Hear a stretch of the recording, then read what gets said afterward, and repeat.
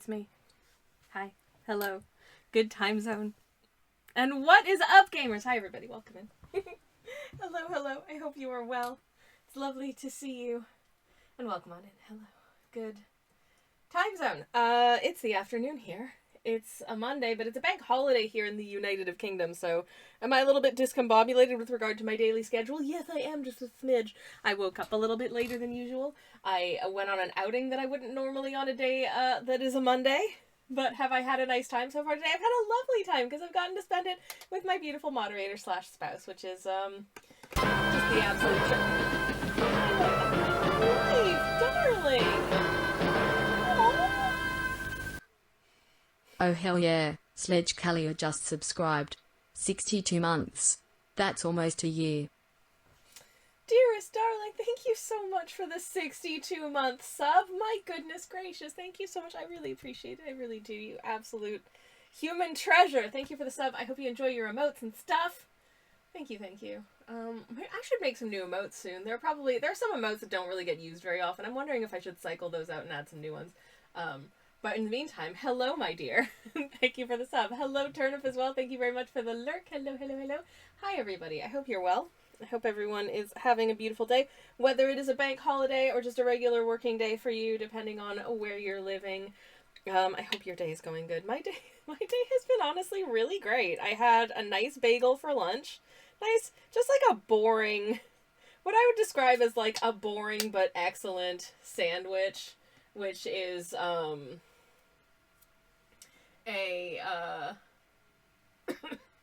a delicious,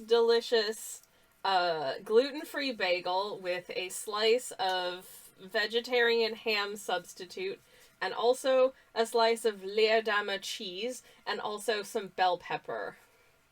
And that was it. That was my lunch. So basic, but sometimes it just really hits, you know? And it's hitting today. Honey Bunch, what is that? That emote looks like... Sorry, my moderator slash spouse has just put an emote in chat, and that is... Okay, that's one of your emotes, which my moderator slash spouse doesn't stream anymore. So I'm no longer subbed to him. But he's got a whole bunch of emotes that are really cute, because they're all his face. And I love his face. That's really cute, baby.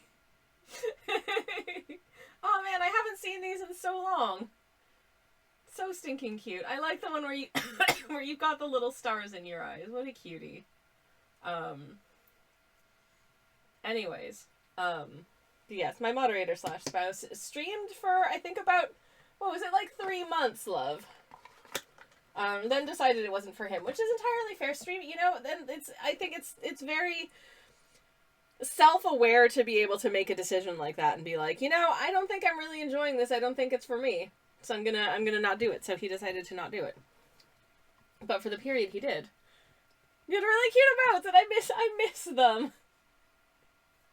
Because they're his cute little face. Anyways.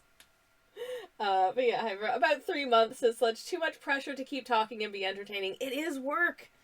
It is work. I think a lot of people start streaming not realizing how much work it is to, like, continuously be filling that dead air with, like, interesting things to say. You know, like, if ever there's a lull in chat, you've got to pick up that slack, whether it's like talking about, you know, like, I feel like you do have somewhat of a built-in mechanism for it when you're gaming sometimes, but even then sometimes it can you can kind of run out of things to say about the game.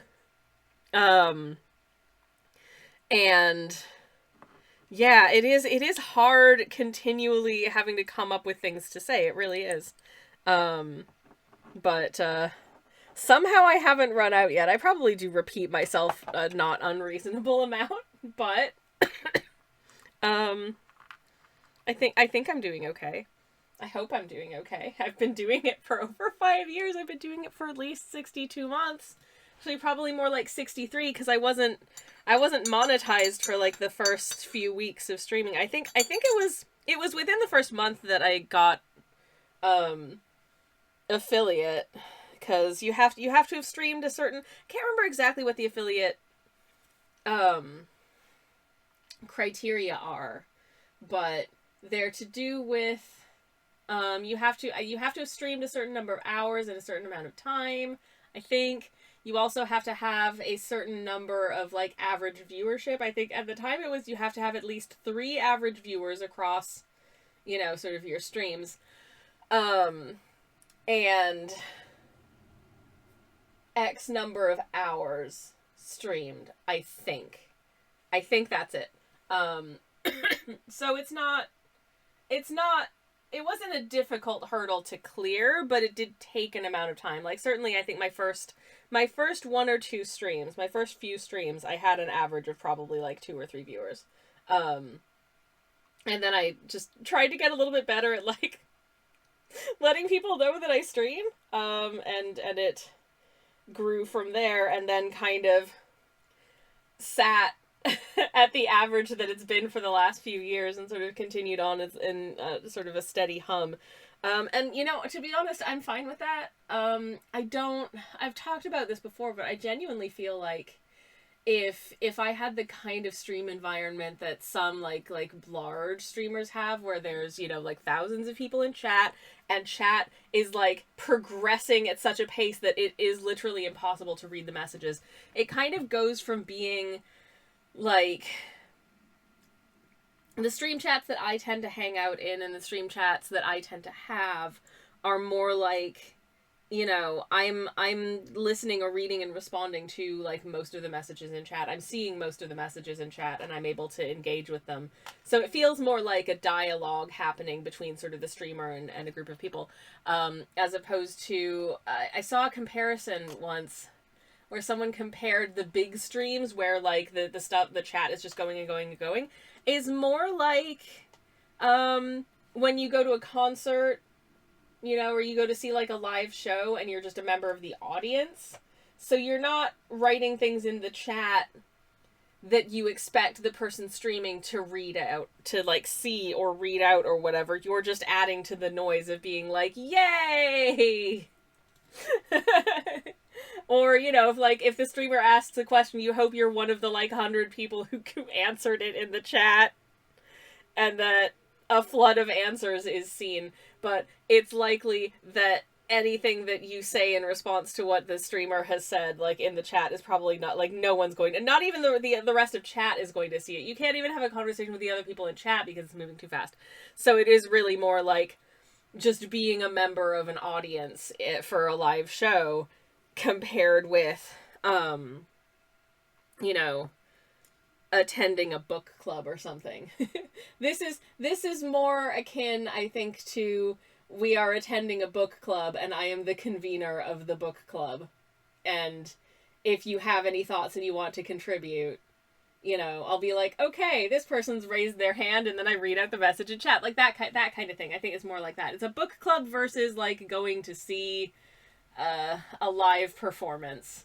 And I like it that way. Personally, I like it that way. I find the like super rapid fire chats of like the 1,000 viewer streams really overwhelming for me, like mentally. I can't contribute to chat. I can't look at chat. And I say this as like a viewer, not as a streamer. I don't think I've ever streamed for 3 figures worth. Actually, no, that's not true. I've had somewhere in the like 100 some odd of people in watching stream before, but that was probably because I got a really big raid. Katie, hello, welcome in. I'm just talking about the practice of streaming for some reason. But yeah, like if it's like the kind of live stream where lots and lots and lots of people are in chat, and it's more like the audience at a live show, and it's just like noise is happening in chat, and it's not anything that's, you know, ever really that anyone is able to read. I am far more inclined to watch that as a VOD. And I do watch, you know, a few channels who live stream purely on their VOD channel on YouTube, for that reason. Because they are, you know, super popular. The kind of people who have, like, you know, six, in some cases 7 figures worth of viewers on their, like, YouTube channels. And I'm just like, yeah, as as a live stream, this ain't for me, but watching it after the fact, or just sort of like a chill couple hours of watching some people play a game, I think is cool. And are entertainingly doing it. Yeah, I'm into that. It's not to say that, so it's not to say that, like, oh, if you're a huge streamer, I hate you and I think your content is bad. Because a lot of the time, no, I can see why this content is popular. I just, I would rather see it after the fact than go see it live. I mean, for the same reason, like, I'm fairly disinclined to go see, like, a big stadium concert, but I might own an album by a band or an artist that is popular enough to sell out a big stadium tour, you know what I mean? But personally, I would not be caught dead in that stadium, because that's just, it's too overwhelming. Like, I feel like if Mr. Mushroom were to live stream his podcasts, I feel like that would have too large of an audience for me to catch live, but I'd listen to them after the fact. Anyways, I should introduce the art that I'm doing, because I'm already masking fluided it off. This is Mr. Mushroom, and this is for Hollow Knight Art Month, because today's prompt word is Mr. Mushroom. I will bring up the prompt list on screen in case anyone is interested in following along and contributing your own art. It's not too late, because the month has only begun. And you can always catch up on the prompt days that you missed, or just pick and choose which select number of days you want to do. You don't have to do all of them. But here's a link. Katie says, I'm following a couple huge streamers here on Twitch, and I peek in the live, and the chat just spins past, no real way to get a word in edgewise. Yeah, exactly. I think if you're contributing to the chat in, like, a huge stream like that, you are not expecting that the streamer is going to see what you've said and respond to it in a meaningful way, because there's just too much for them to keep up with. So in general, I think the big streamers that I have seen don't really spend much time reading chat. They might poke in occasionally and just be like, like, if they're looking for, like, for instance, I do follow Drawfee, who are an art channel, and they do weekly live streams, and they will, like, ask chat, what should we draw? And people will just, like, say names of things in the chat, and they might see, okay, someone suggested snake. I saw snakes with legs, or fruit bats, or like, whatever it is, and then they'll just, if they see something in the sea of words that sounds like an appealing thing to do, then they'll choose it. But if they're not reading chat the whole time, they wouldn't get anything done, and the stream would be 18 hours long trying to catch up. So fair. That's not really a place where you go to converse with the streamer, and I'm cool with that. But that's also why I only watch their streams as VODs on YouTube and not live on Twitch, because I'm overwhelmed by it even as a viewer. I realize this is a very personal thing. But I don't know if I'm just like that. Q2's, hi, welcome in. Hello. It's lovely to see you. Q2 says, hi, moderator/spouse, and Sammy K. Elsh. So close. Thank you. Also, thank you for the posture check. Ow! Oh, my spine. Oof. Okay, alright, I have stretched. Attention. Twitch user Sammy Kelch. Just in time, I don't know if Sammy Ann and company heard the horrifying stretching noises I just did doing a posture check, but hi everybody, welcome in. Hello. It's lovely to see you and you wonderful people. Thank you so much for the raid, Sammy Ann.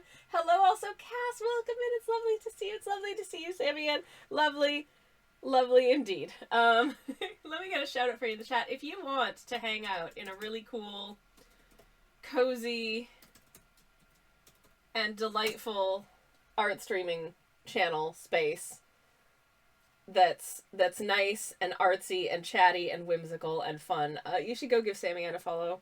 One of my favorite places to lurk while I'm attempting to get work done in the afternoons. Sammy Ann's just generally a lovely human being, so wholeheartedly recommend if that's what you're into. Sammy Ann, what were you up to today? As always, I'm sure you're aware, but I'll tell you again anyways, we are an art tax optional stream.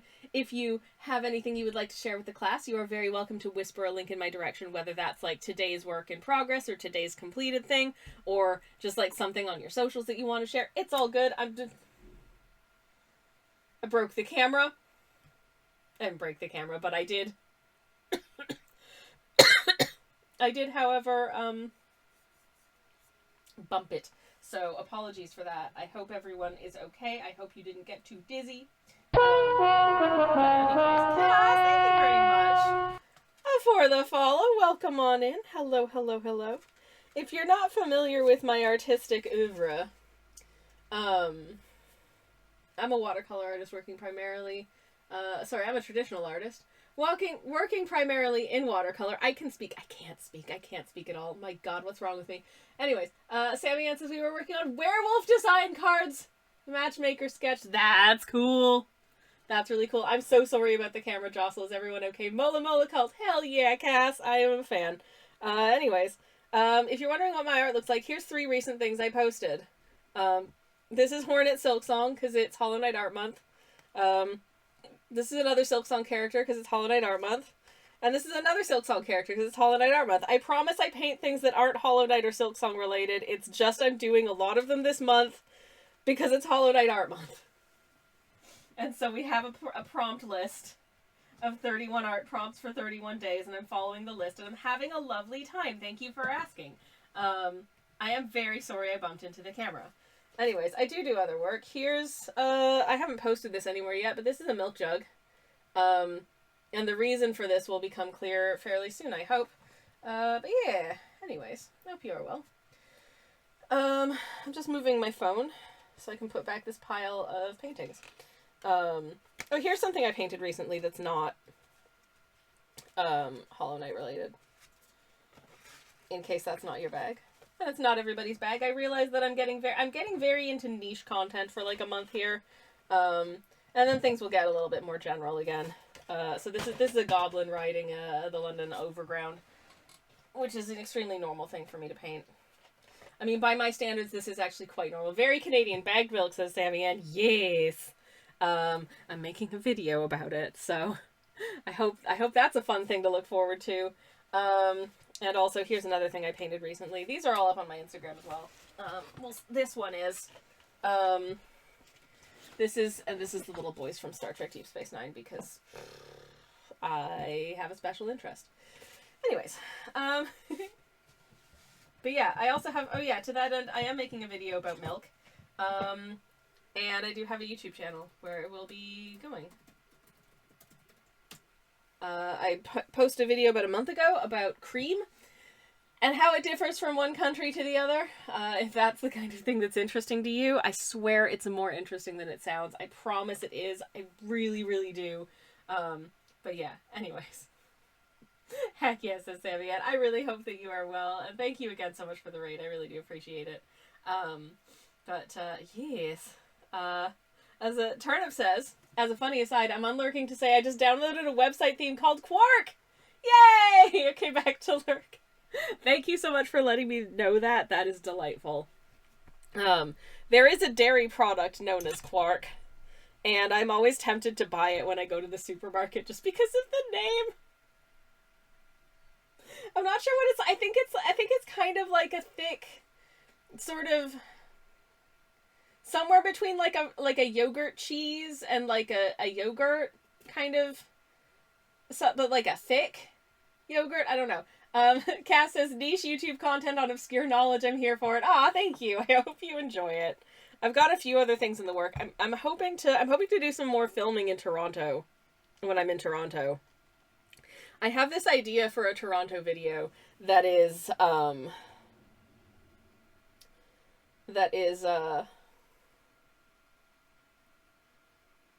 to be extremely niche. The thing about my niche is that I don't have a singular niche that I want to play in terms of like my content. I just kind of want to get curious about whatever the hell and then tell you all about it once I've learned things. Or just I want to tell you about things I already know, which I also is going to be an upcoming video where I talk about shirts of the 18th century. And also Star Trek Deep Space Nine. This is a totally normal combo. I expect 0 people are going to watch this video, but I had to make it. Sorry. Anyways, Sammy's niche is whatever Sammy finds fascinating, and it's wonderful, says Sammy, and I hope you're looking forward to me reviewing Deep Space Nine episodes. The niche is whatever Sammy wants, says Katie. I feel like the algorithm will not recognize this as a niche, but I don't care. Cass says, I'm following you on Blue Sky. Nice. I think I'm following you too. I believe we are mutuals. That's me. Hi. But yes. Anyways, hello again. No art tags from Sammy, and that's okay. That's fully allowed. But you know what I can do? I can give you another shout out. So there you go. If you're, once again, if you're not following Sammy Ann, please consider doing it, because it's a good idea and fun. But yeah, we were working on, let me just bring this in a little bit closer so you can see. This is a little guy named Mr. Mushroom, and he appears in Hollow Knight and Silksong, and I love him. I think his design is so fun, and he also kind of talks like he talks like that. I am not doing a good job of doing an impression of Mr. Mushroom. I don't know how to do it. Oh, also earlier today I painted this Star Trek fan art. Surprise. Anyways. But yeah, if you I'll pop a link to it in the chat again for anyone who came in on the raid and wants to know about Hollow Knight Art Month, just in case you do. It's there. I will pop the prompt list on screen for just a second as well, so you can see the kinds of things that we've been up to during this art month. Now this I have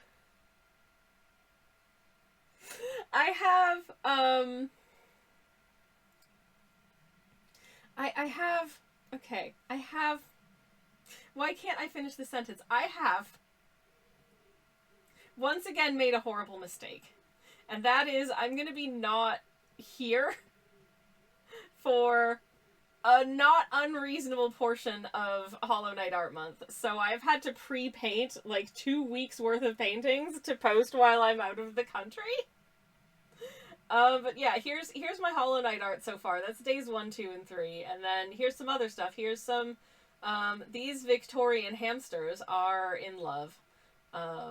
I also like to paint birds. I like to paint birds a lot. Here is a collared bush robin. They're found in Taiwan, and I think they have beautiful eyebrows, and I like the color of their tummies.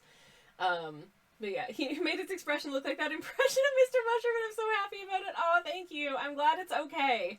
I do find this month very challenging because this is just a quirk of the way my brain runs. I don't know. Birds, says Cass. Oh yeah, of course. I'm glad you approve, Cass. Thank you.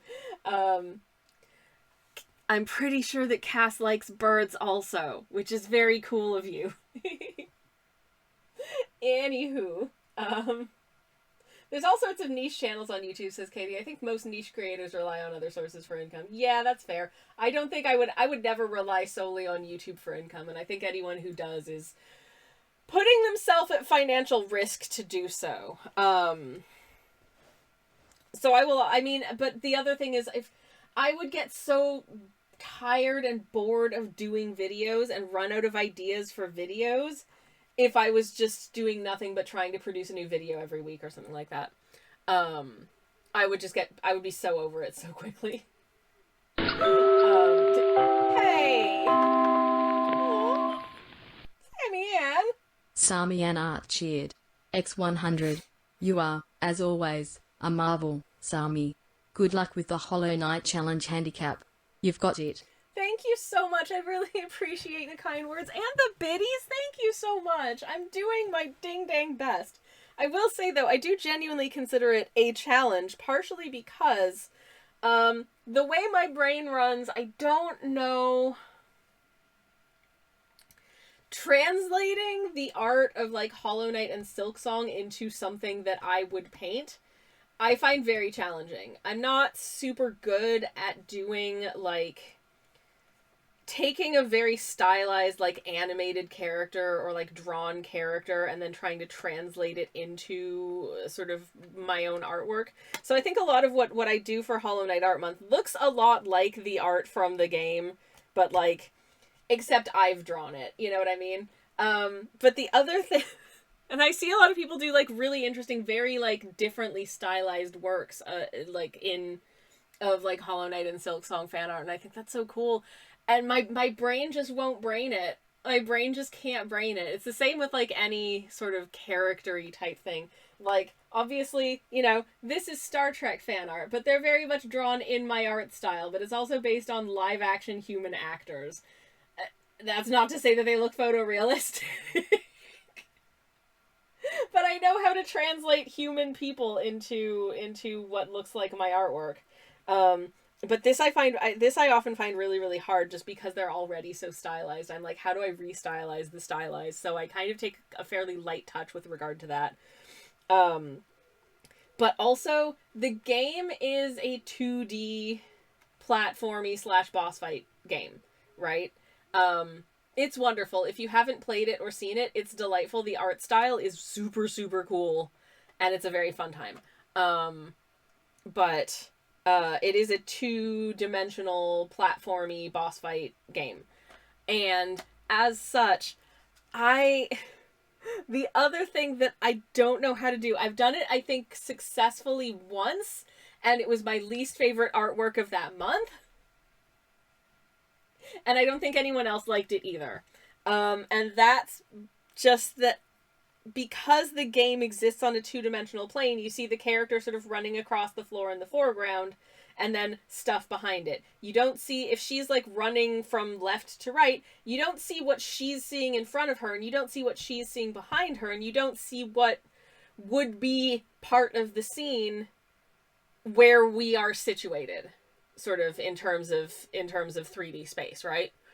I cannot mentally rotate the environment that this 2D character is in.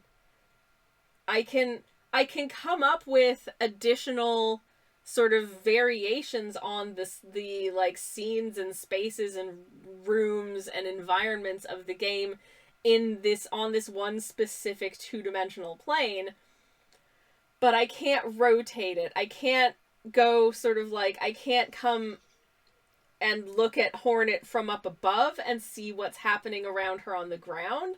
I can't get on the ground and look up and see what's up in the sky above her from there.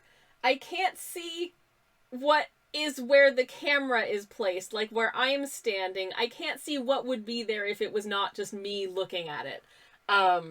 My brain will not brain this.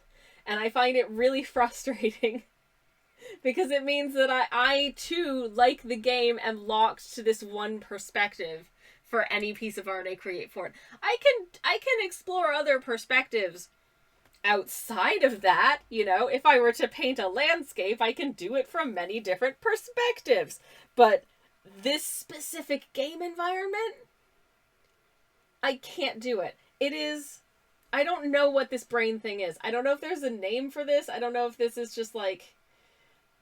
probably not, because it's such a specific limitation. But I am challenged in that way.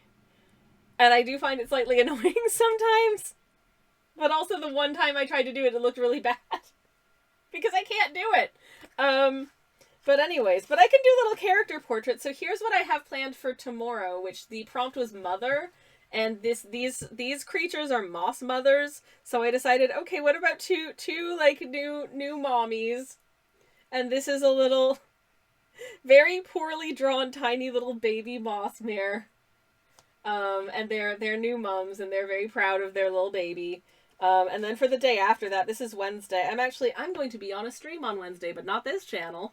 Hopefully, anyways, I'm hopefully still guesting on Kirsty's stream that day, which is Silksong Sketcher. I will put a shout out on the Discord and stuff when I'm doing it. But the prompt for Wednesday is Grand Hunt.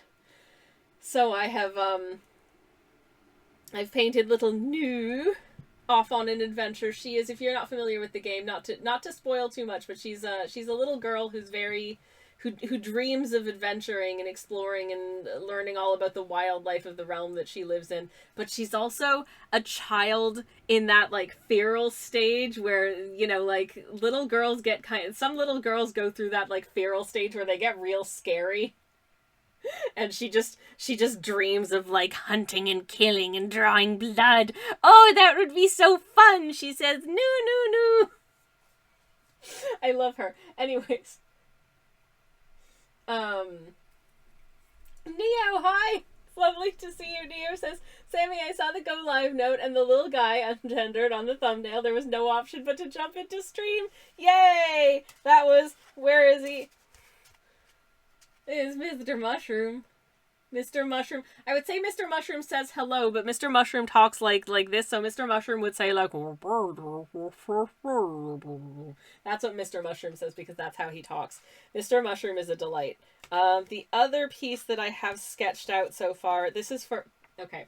So I need you to understand that some of the prompts for this prompt list are very particular, and some of the prompts for this prompt list are very open-ended, and this prompt word was vessel. So I have drawn Craig here. Oh, I just realized there's supposed to be some things on the counter here next to Craig that I have not drawn yet, but this is Craig, who is the tavern keeper, drinking. This is the drinking vessel, which is a pint glass. A pint glass is a kind of drinking vessel. And so I've just got Hornets just taking a break, just sort of leaning up against the bar and sharing a pint with Craig, the publican. Because vessel means something very specific within the lore of the game, but I was like, what if I just drew Hornet goes to the pub? Because there is a pub in Silksong. Hornet goes to the pub and has a nice beverage with her friend, the barman. I thought that would be fun, so that's what I've done. Anyways, Neo says, also, I don't know if I mentioned it here, this is my alt account on Twitch. I'm so sorry for all the many confusing accounts. I'm the weather station guy, though. I figured in as much as I'm pretty sure this is also, or very similar to your name on, Instagram, and I knew that was also you, so... I just assumed that you changed your username on here, but if it's another account, hello again, Neo. It is, as always, lovely to see you. Katie says, the stage where human girls are decapitating Barbies and frightening the pants off their parents/guardians. Yes, this exactly, yes. I love that as like sort of a stage of girlhood, and there's a certain extent to which I kind of feel sad when they grow out of it, you know? Because it's just so fun. What are you thinking about, sweetie? Murder. It's like, okay. All right there, Geraldine. You have a nice day. Okay. So, thinking about what I want to do with this piece. And I'm realizing belatedly that he's flying through space, so I need to... Okay, that's normal then, says Cass. I think it's normal. I do.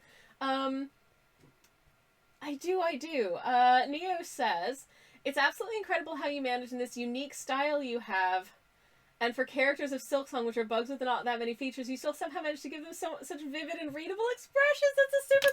What are you talking about? Oh my god! Thank you? Thank you? That's so nice! Oh my god, thank you! Jeez, heck! And here I was thinking that this art month is a struggle for me because like I don't really know what I'm doing. So thank you. That's really sweet. Thank you. Okay, so I'm gonna try and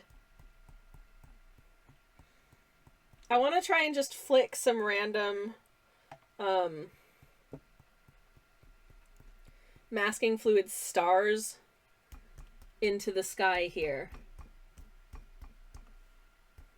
But as always, I don't want to load my brush up with too much, because sometimes the little sort of patterns of flicking don't end up looking much like stars. But I do want them to be of different sizes because some of them obviously are further away from us in space and some of them are closer, so they're going to be different sizes and stuff.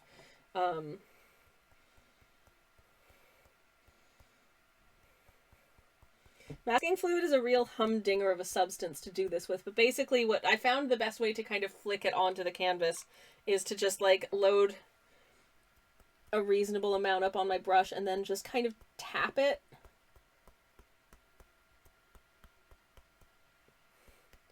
And hope that I don't accidentally get the brush so close to the paper that it just touches the paper and I get a big smear, because that can be... Yeah. Anyways, Neo says, you saying that this is a struggle for you reminds me of Julia Drawfee saying that she's having a hard time with Bloodborne and Jacob absolutely losing his heck because she's the best in the game of anyone he's ever seen. Oh my god. Also, thank you very much for the follow. Thank you. Julia Drawfee is so good at stuff.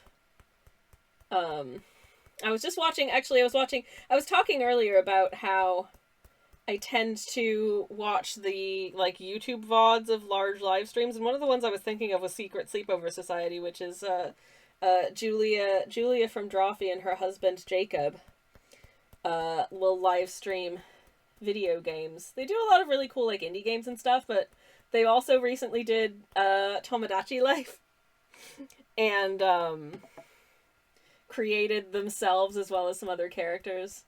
And that's one that I would not have been able to watch live because they're just too darn popular. I love SSS so much. They're my comfort channel. It is just a really good chill time. They just play, like, interesting games and I think are fun to watch. But oh my god.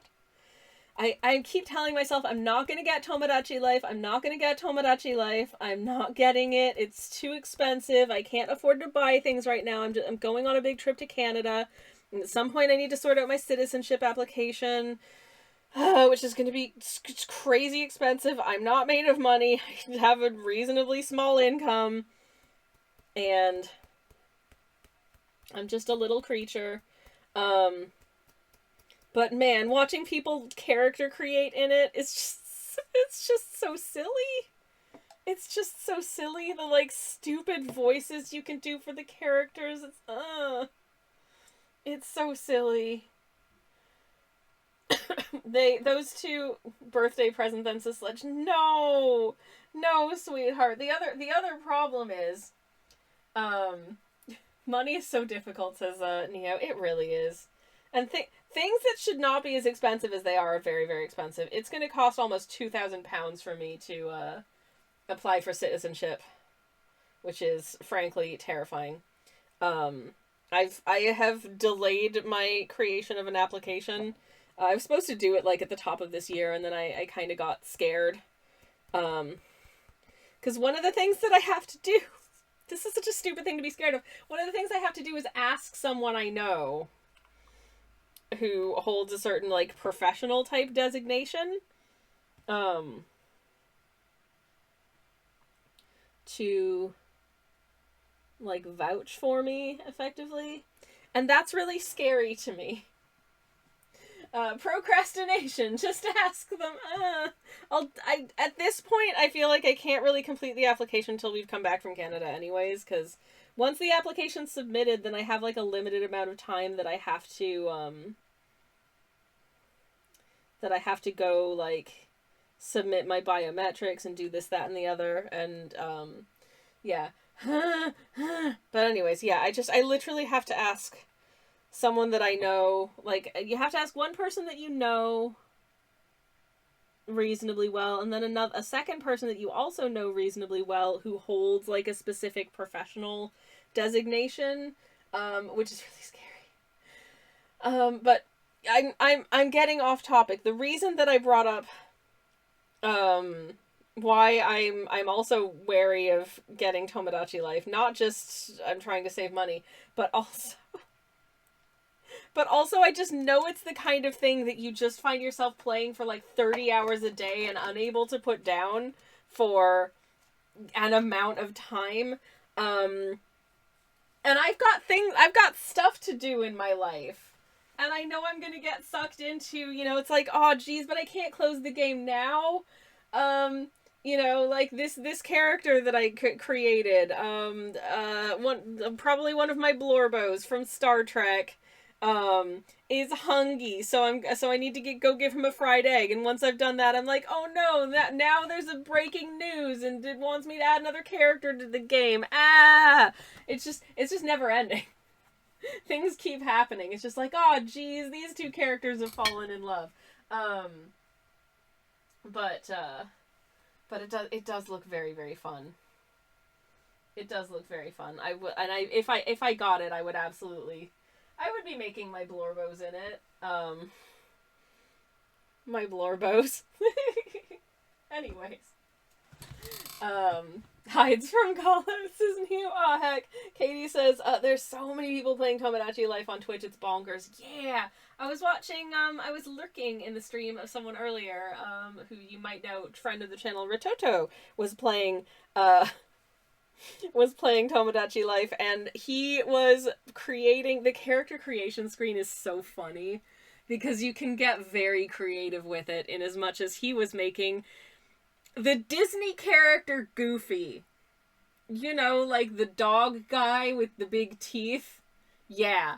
It looked really good, but it also looked so funny. It was incredible. Anyways, I need the masking fluid for Mr. Mushroom to dry before I can actually put any paint on it, so I'm just gonna do the underpainting for tomorrow's instead, which is, this prompt word is mother. Hello, mother. Fun fact, Goofy is a cow? What? Pigeon, are you for real, for real?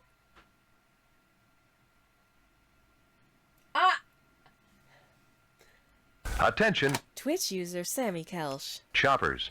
Oh my god. Hi, Jam. Welcome in, Raiders. Hello, friends. How are you doing? It's wonderful to see you, and welcome on in. I've just learned, is this something that everybody knows and I just somehow didn't know it? But you know the Disney character Goofy?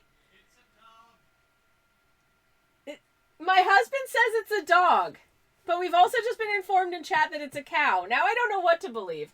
Clarabelle Cow is a cow, that's for sure. Anyways, hi Jam, welcome in. It's lovely to see you. Hello and welcome. Thank you so much for the raid. Let me get a shout out. If you're not familiar with the lovely James B. Barrow, you can go give him a follow right there. You should do it. I wholeheartedly recommend. Hello, welcome in. This is Linda. This is actually tomorrow's prompt. We are still working on today's. I'm just waiting for the masking fluid to dry because, it's gross. Anyways. This is Mr. Mushroom. Hello. I can't do his voice. It's too weird. But anyways, that's Mr. Mushroom. He's off on a journey. I feel like he's looking a little anxious about his journey, but maybe he just knows more about the state of the world than I do. Anyways, but this is Linda and her beautiful wife and their little baby. If I can get it to come into focus, and their little baby. Anyways, I've got several people to say hello to, so let me pop back. Let me pop back a little bit and say hello and welcome to Maggie. Hello, Nita. Hello, how are you doing? It's lovely to see you, and welcome on in. Hello to Jam, of course, is here. Hello, Nature Faye. Welcome on in. It's lovely to see you. Hi. Chat is moving too fast for me to say hi to everybody. Chirpy Chirp, hello. Hello, Casa. Hello, half-patched UFO. Hello. Welcome in. Clever Devlin, hello. Kirsty, hi, welcome. Hello, everybody. Kismet, hello. He was originally married to Clarabelle was his wife? I clearly don't know enough. Goofy's former wife, Clarabelle, is a cow. Well, I mean, you know, like, here, hey, I'm not here to judge interspecies relations, you feel? And thank you very much also to Clever Devlin for the follow. Welcome in, and hello, everybody. I hope you enjoyed the Mola Mola, my little sunfish buddy, my giant sunfish buddy. In fact, my 4 meters across sunfish buddy. You may draw your own conclusions, says Kismet. You know, I'm happy with that. I think what makes this hard, says Cass, is he started as a cow, but over the time they wanted to say canine, but not a dog. Okay, so basically Goofy is kind of just his own unique entity, is what I'm getting. Some kind of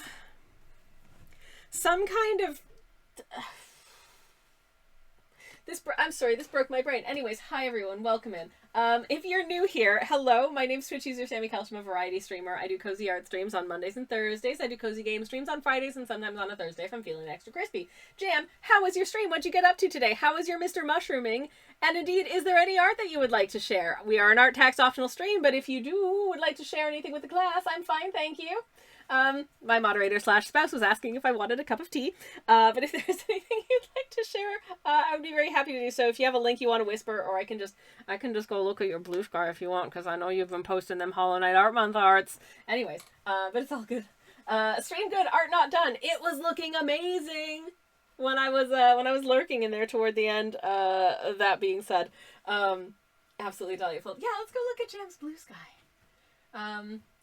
Pluto messes with the canon being Mickey's best friend, which is because Pluto's like a non-anthropomorphic dog, but Goofy is like humanoid. It is weird. It is very weird. It's very weird. Anyways, if you're new here and haven't seen what my art looks like when it's not just a masking fluid on nothings, here's let me pull up. Here's one that's not a Hollow Knight. Where's my show and tell screen? Here's one that's not Hollow Knight, or Silksong related, and here's one that is. I hope you like them.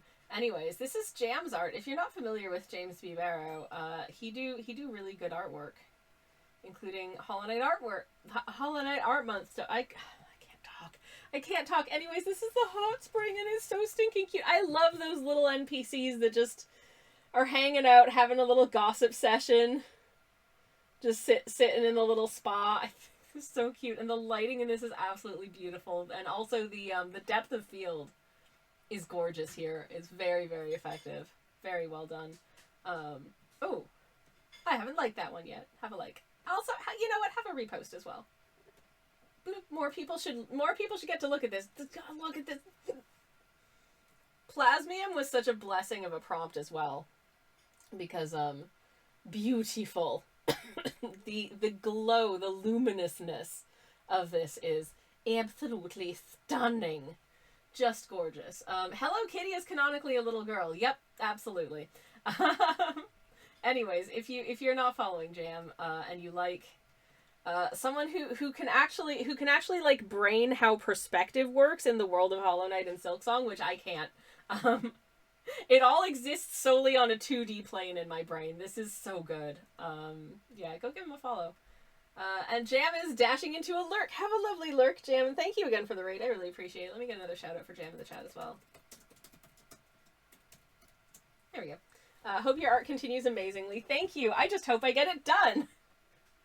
Because that's the thing about a 31-day art prompt challenge is that, well, will it get did? If you're doing it the day of. And I am doing it the day of, certainly for the ones that are days that I'm streaming. But anyways, in the time it took to do that, I think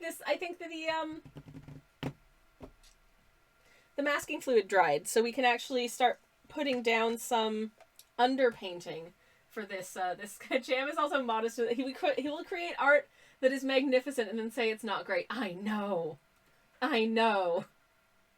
Jam's art is lovely, and Jam is a lovely person. Now that he's lurking, he can't talk back about it. You're great, Jam. We love you. Anyways. Maggie says, if I feel that I'm already so far behind, work has been so very busy for me. Beans. I'm frantically co-working along and have finished line work for the past 2 days. And I'm finally on the line work for today. Oh, congratulations. And also, to everyone here, just remember, this is a fun activity for fun times. You don't have to do everyday prompt if you don't want to. If you want to challenge yourself to do all of them, it is super fun, and do have a good time. But if you're like, I don't have time, and just want to do like a couple, or want to keep it really simple, you can just do that. You can just do one prompt if you want to. But yeah, I am trying to do all of the days. We'll see. We'll see how it goes. But I want to try getting some underpaint under this. I'm wondering how I should do it. If I should use, I'm having a great time with it, just feeling the time pressure. Yeah, I feel that. I mean, I've talked about this before on stream, but I'm going to be away from roughly the 10th, I think, to the 22nd, 23rd, probably. I've done, so I've pre-painted all of the pieces for between day 10 and day 23, because I knew that I wasn't going to be in the country. And I knew that if I was going to not be in the country, I was not going to be able to, like, I was not going to have my usual setup to work on them and also to share it. Cinnamon Roll is a puppy, not a bunny, so I think it's just a general Sanrio character problem. Yeah, I mean, I think I did know that Cinnamon Roll was a puppy, but he does have those, like, long... Wait, is Cinnamon... Now that I'm saying he does, I also don't actually know what gender Cinnamon Roll is. I should probably check myself on that. Sorry. Anyways, Maggie says, I've just accepted that Mondays will be my catch-up / work ahead days, depending on how quickly I can art. That's totally fair. That's totally fair. You don't... It's not like, oh, it's midnight on day 3, you can no longer post day 3 art. Like, it's fine. And you can combine prompts as well. You could do, like, one piece. I think I've seen people in previous years do, like, a single piece that has, like, a bunch of different prompts combined, and I think that works really well for some people. Or somehow putting all of the prompts into one big piece. You can do whatever you want. Anyways, nothing wrong with front-loading challenge days ahead of time for any challenges, says Cass. I completely agree. Absolutely. I was actually thinking earlier today as to whether or not I was going to do any, like, Tober-based art prompt challenges this year.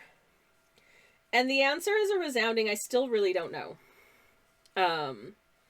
Obviously, October is quite a ways off, so I'm under no obligation to actually, like, decide that yet, which is good. But I used to do, for quite a few years running, I used to do just, like, a self-directed Inktober.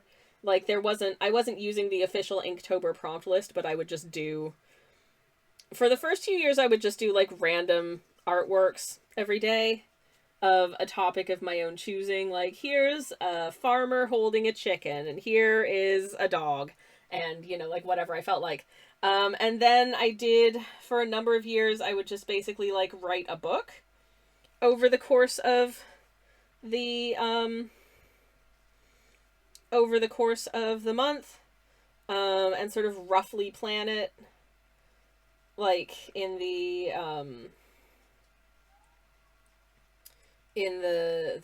sort of days or weeks leading up, and then sort of decide what I was doing on the day, or do a bit of a little bit of thumbnailing for that, but not really a lot. I'm gonna snooze ads for a second, just because I kind of can't stop this, and the ads were gonna run in 30 seconds, but I can't really stop what I'm doing now that I've started, so I kind of need to complete this. This is gonna be the underpaint. So I'm going to go over this with, like, a dark blue to kind of blend everything together, but I wanted there to be some nice, interesting, fun color going on sort of in between those. And hopefully that comes across. I'm certainly having a fun time with it. I am also very much improvising this. I don't know how this is going to turn out. I just thought it would be nice and fun to have... maybe just some, like, it's not going to be nearly this vivid, but I thought just some pops of color in the space hanging out, coming through, like, a transparent layer of, like, deep space indigo or something I thought would look really cool. I mean, this already looks really cool, and I don't know how much of this we're going to lose when I paint over it with deep space indigo, but hey. Wow, it looks really bad! Because the light is reflecting off it, so it just looks all shiny. But here's the swirlies. You've got all the swirlies, all the colors and stuff. Cinnamon Roll is a boy. Thank you, Casa. Also, hi, Huggy Bear. Lovely to see you. Welcome, welcome. Cass says, I can never do challenges between September and November, and it's because of weather-related issues and power outages. You know what? That's fair. I also think October is probably a bad time for, like, anyone who's because I imagine this kind of challenge would be really popular with, like, art students and that kind of thing. Don't talk about your ages. But like, there isn't really a good time at any point during term time to take a whole bunch of time aside to do artwork, but I feel like October is going to be a reasonably busy month. I remember that was a problem with National Novel Writing Month was November. And I know a lot of people who were, like, students were like, man, I really want to take part in this, but this is the worst time for me to try and have to write an additional, like, 2,000 words a day of novel while I'm also having to do research papers and stuff. So, yeah. I don't know. Anyways. But I used to do, so when Stream Inc. came along, which was like an October prompt list where all of the prompts were provided by members of the art stream community, so like fellow art streamers, and I contributed a prompt word for, I think, 2 or 3 years of it. And that was really fun. So, you know, like the featured streamer would get to basically host that day, and it was always really, really cool seeing everyone's interpretations of whatever fun word I'd come up with. But the people who ran Stream Inc. as an event retired at the end of last year's one. And to be honest, last year I also really didn't have the spoons in October to do the full-on month. So I think I ended up only doing like 2 or 3 pieces from that prompt list. And I felt kind of sad. I felt kind of sad about that because I do really enjoy doing it, but also I was just kind of running out of steam and needed that, at least some of that month, to do other things that I needed to kind of do, like getting ready for the holiday. Now, I realize that as an artist, you really should be getting ready for your holiday releases in like August, but I have ADHD and I'm not going to be able to get that far ahead of things. So October is really the time that I make sure all of my holiday release stuff is ready to go for a November drop, right? And then usually the most sales that any artist gets from like selling prints and stickers and stationery and whatever else you put your art on is around the holiday time. Gee, thank you very much for the follow. Welcome in, Chi Arts. I'm looking artist that uses the golden ratio to art, also known as shrimp sitting. That's me. This is exactly what I look like right now. This may as well be a webcam. But yes, I am Shramp. Also, hi, welcome in. How are you? It's lovely to see you and welcome. I was just talking about art prompt months because I am doing artwork right now for Hollow Knight Art Month. And I will be, I'm considering whether or not I'm going to do some kind of Tober-based art prompt month. I think if I do, I maybe want to kind of just do, like, set myself a time limit, if that makes sense. Just like, okay, I will do, if I find a prompt list that inspires me, I will do this prompt list, but I'm not allowed to spend more than 10 minutes on any single given piece. I think that might be a good way to do it for myself, because there are other things that I just need to be able to do that month. Like, you know, I need to finish, oh geez, I need a new sticker design for the shop. Can I do that and also do 31 completed, you know, fully rendered artworks with shading and this, that, and backgrounds and this, that? No, I can't. So, yeah. If I want to do any prompt months, I need to start a year in advance, says she. Yeah, exactly. Katie says, I just got a Twitch notification saying, hey, Sammy Kelch has an uptick of 50 viewers right now. Jump in. I'm like, bruh, I'm already in set stream, but thanks, I guess. That's a weird thing for them to tell you as well. That's really weird. Anyways, ads are about to run. I'm so sorry. If you do see ads, I do apologize, but you're not going to miss anything because I'm just going to pop up the BRB screen and go pee because I've had to for like at least an hour. Anyways. I'll be back very shortly. Have a drink, have a stretch, take your meds if you need to, and enjoy the music. I'll be back in a minute. BRB. Hi everybody, welcome back.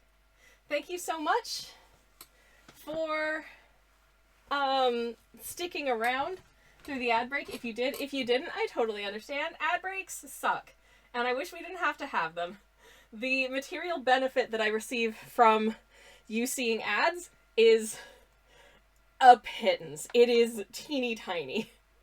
It is so much not like anywhere near sustaining income that like I think in the amount of money I made in ads last month, I could buy maybe 1 to 2 cups of coffee at most. So yeah, I ain't here for that. I don't need that.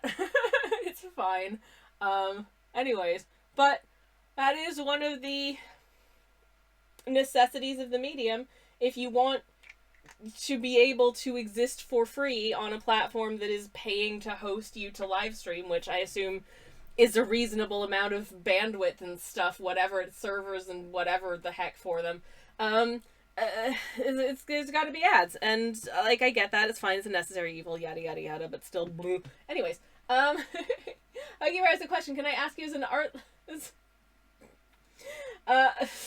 5-year-old, how this technique works?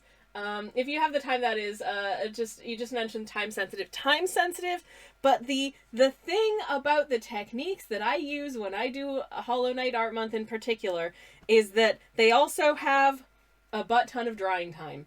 And this is not fully dry, so we have a few minutes, and in fact I'm going to set this to one side and do the underpainting for the other pieces. So, I don't know how this is going to turn out when it's done. I actually think that this looks really cool already, and I'm a little scared that I'm going to ruin it with what I do next. But I'll show you as an example. I don't have any, like, works in progress.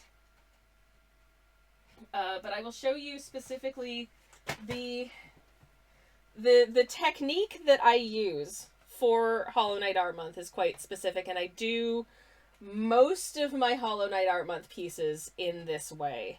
It's nice to kind of have a process and a formula, and especially if I'm kind of having to pre-game a butt ton of artworks, it's nice being able to kind of work on multiple of them at once at varying stages in the artwork. So I'm going to show you... Some of my paintings have gone missing. Never mind. I'm going to show you one that I feel like is a really clear example of what I do with these works. And I think... what's a really good example? This one's a really good example. Okay, I'll show you this one. This one is not for a few days. But basically, this is Mask Maker. And this is the Mask Maker making a mask in their little studio, in a redacted part of the game, in case you haven't played Silksong and plan to. I'm not going to tell you anything about them, but I guess you know now that this is an NPC in the game. Okay? So, what I do is, you see, so when I am creating a Hollow Knight Art Month piece, I start, typically, not always, but typically, I start with a, I don't know why the words are real difficult for me to get out, but typically I start with one of these. This is the Derwent, and obviously you can use whatever paints that you want, that especially ones that layer well. This is the Derwent Pastel Shades watercolor set. These paints are a little bit weird. They're a little gouache. They can go on quite opaque for watercolors, but they do also layer pretty well. So it works really well as like an underpainting. So basically I'm doing an underpainting for each piece. So I think in this case I probably used a mix of this like cornflower blue and this like silvery gray color to give us this kind of grayish background, which is the color you see right here. Now, before I did that, obviously, I did a sketch first, and anything that's like the foreground character, I actually just mask off with a little bit of masking fluid, because then I don't have to worry about carefully painting around them when I just take my big old mop brush and just slop that first color on fairly indiscriminately, right? And then I let that fully dry. And once that, you can really see it here, I think, as well, this sort of like peachy tone in the water and the background here, and it's kind of gradienty, you know, because it gets a little bit darker up towards the top, and there's a little bit more of a glow down here. So I created sort of like a peachy underlayer using these pastel paints, so probably like a combo of maybe this sort of these two and a little bit of brown to sort of dull it down a little bit. And then I do so I start with the underlayer, and then I do like a shade layer where any of the areas of the scene that want to be sort of darkened down, I will take like a whatever the darker color in the scene is, whether it's like a dark green or oftentimes, especially with Hollow Knight, a lot of it is like grayish blue. So much of Hollow Knight is grayish blue. So I will often then take a grayish blue and apply that on top to in varying quantities. So I will use, sort of more, but it's always a very wet wash in the first and second stage as well. But I will do any of the areas that kind of want to be darker. I will use, I will have more paint loaded onto my brush, but it's still a fairly transparent wash of a darker color on top of that underpainting. But because it's transparent, you do get this sort of little bit of like a glow coming through, especially the more transparent areas, which I think gives a nice expression of color to some scenes, especially in Hollow Knight, tend to be a little bit less colorful. So it's nice to kind of just have something to add to that. Then once I've shaded it down and the painting is dry again, I think you can really kind of see what's going on with the paint textures here. It really is just very wet paint that I just kind of let dry for a really long time. And then I put in any of the details in the scene. So like painting in and doing sort of slightly more subtle line weight on this lampshade, for instance, or like the shrubberies behind them. Just sort of marking those out and getting some little like leafy details in there and the floor and that kind of thing that they're standing on. And then I take the masking fluid off of the figures and then I paint the figures in the like whatever characters are existing in this space in the foreground. In this case it is the absolute pigeon and Hornet sitting in the snow. And then I just use in this case I've just been using like a neutral tint watercolor to do all of the line weights on them. And that's it. That's how I paint these. So it's that makes it sound really complicated, but it's a very methodical 4-step process to get the paintings to look the way they do. I think you can really see the underpainting here because there is sort of a bit more of a sort of a glowiness around the absolute pigeon, and then it kind of gradients out towards the edges, and a lot of that is the pastel. A lot of that is like the pastel. I think I was using a combination of these two blues in the background of it just to give it a little bit more of a soft bluiness. So now you splish splash, says Huggy Bear. Hell yeah. Anyways, I hope that explains at all the way that I do it. As paintings continue to get done, you will see more of what it is I intend to do. I have, again, absolutely no clue how it's going to play out on this piece. I just don't. But I hope it'll look nice. But I'm nervous. Okay, so like the bottom edge here is still wet, so I don't want to try, because you have to make, the one thing about painting in this way, doing like underpaintings and that kind of thing, is that thing one,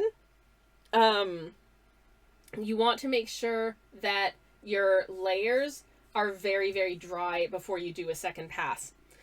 Otherwise the paint, depending on the type of paint you use, some paint stains really, really well and will like hold once it's down, but a lot of paint will lift if you wet it again before it's fully dry. It will just come back off again, and you don't really, and it will mix with the paint that you're trying to layer on top of it. So you have to be careful with that.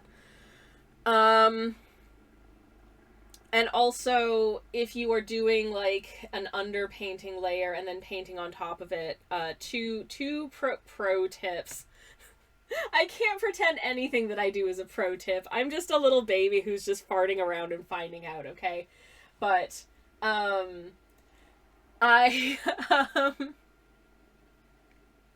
do also just want to say, if you are doing an underpainting and then sort of like shading on top of that, sort of putting shadows in and that kind of thing, to be confident with your brush strokes, just go sort of like voot, voot, voot, voot, voot. No, like, don't like scrub the paint on it all, because that will again just encourage the underlayer to lift. and not to stick in place and actually do what you want it to.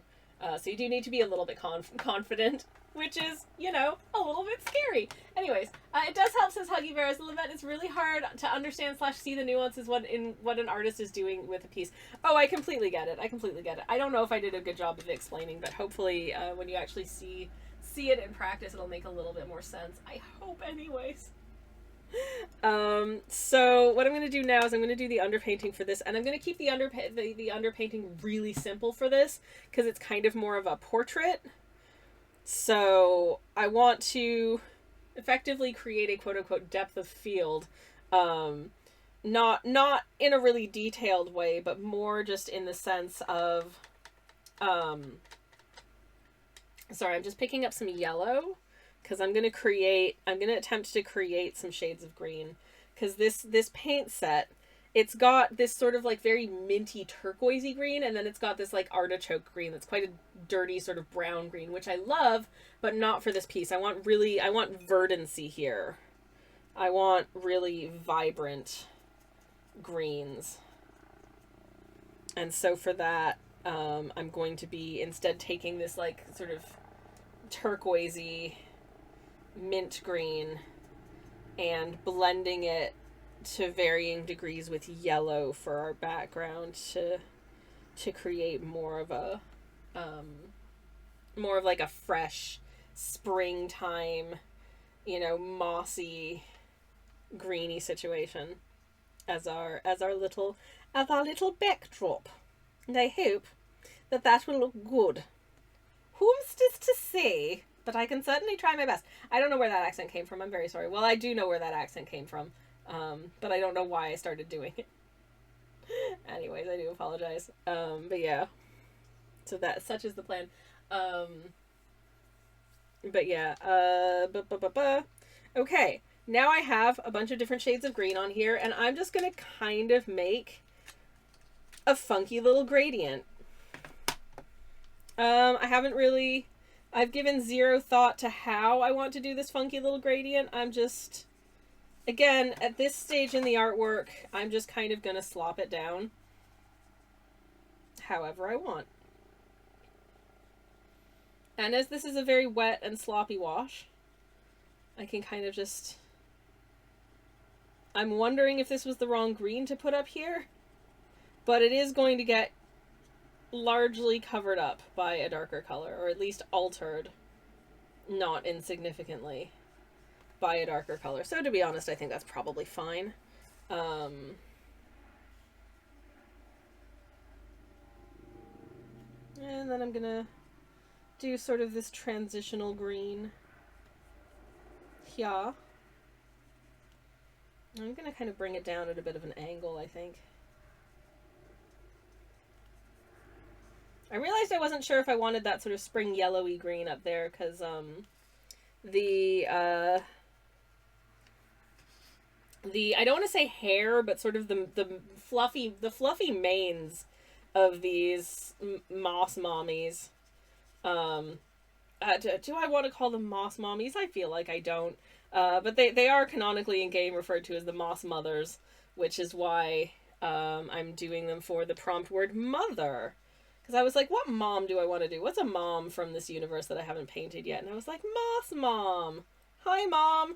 But also a mom that's not, like, super gross, because there are some very unpleasant moms, and there's a lot of moms in Hollow Knight and Silksong, actually. If you know where to look, there's a ton of moms happening in this game. But yeah. I decided to do the Moss Mothers because I think they're very cute. And I decided to do a couple because love is love and love wins, and lesbians, we love to see it. This is a very gay stream. Anyways, I love that for me. Just blend that on in. Okay, that's it. That is how we do an underpaint. Fluke. Oh my god, that's right. So, while I was having a little lurky loo and jam stream, Kirsty said that She went to look up references for Fluke Marm because she was doing, I guess, an artwork of Fluke Marm, a sketch of Fluke Marm for Mother's Day of Hollow Knight Art Month.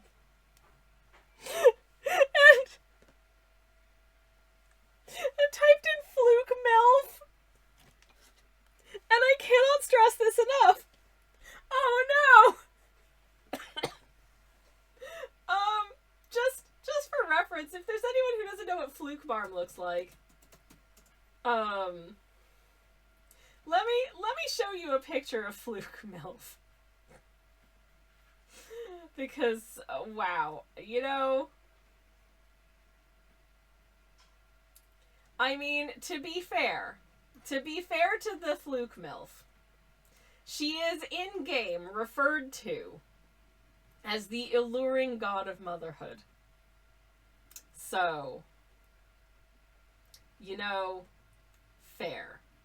Okay, I've pulled up the HollowKnight.wiki, which is a very useful resource if you need to know things about Hollow Knight. This is Fluke Marm.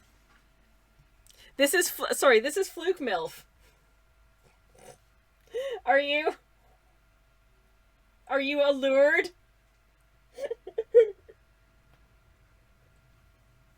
Isn't she lovely? And that's not even seeing her in motion. Learning new things about Sammy today. It's not... Moriax, it ain't me. It was Kirsty who typed in Fluke MILF. I'm just carrying on the bit. So... Fluke MILF is not my type. Not at all. I just put my thumb in paint. Oh, good. This corner is still wet! I can't paint it until this corner is dry. That's so frustrating. And I don't really want to start on Wednesday's piece yet, because I'm going to be painting that on probably on Kirsty's stream. Or at least parts of it. She's not your type, says Huggy Bear. She's everyone's type. Allured, says Katie. I'm distressed. Listen, whoever wrote the copy for the game Hollow Knight described her as the alluring god of motherhood. That's all I'm saying.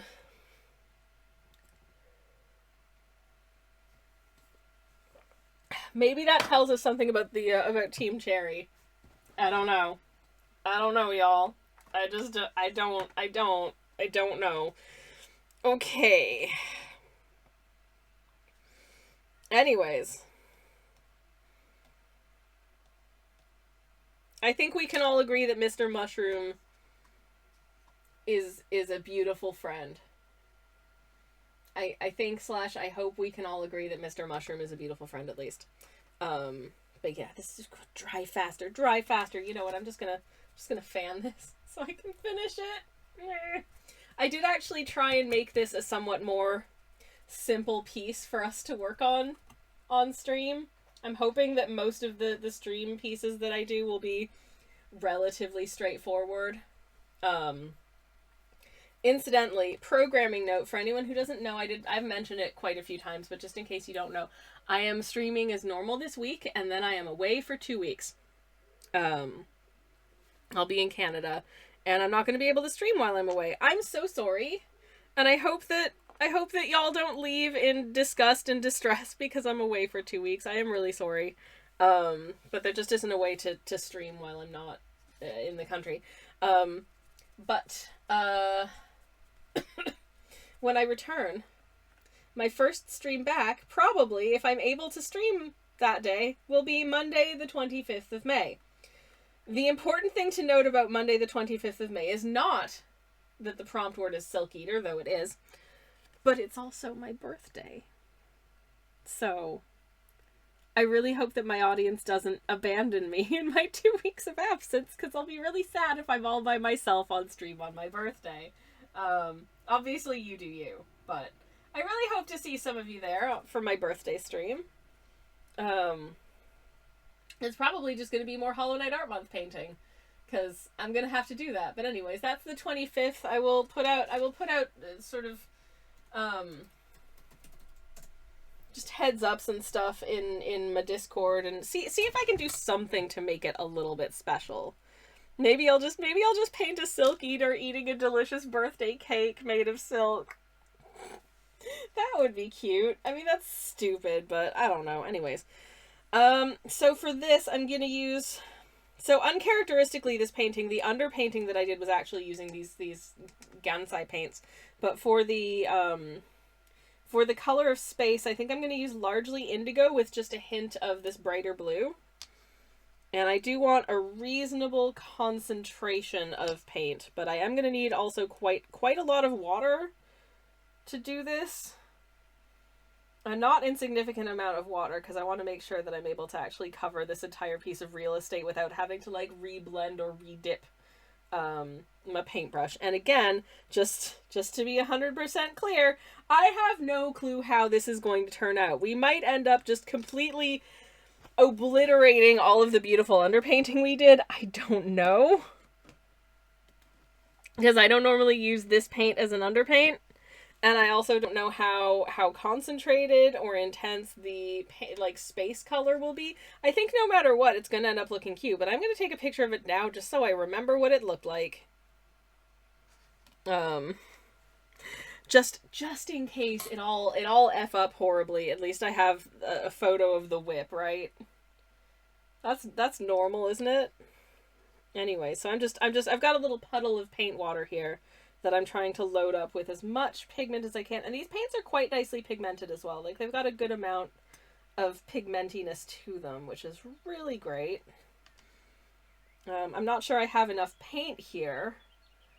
So I've picked some more water up onto my brush, and I'm trying to use it to pick up more paint as well.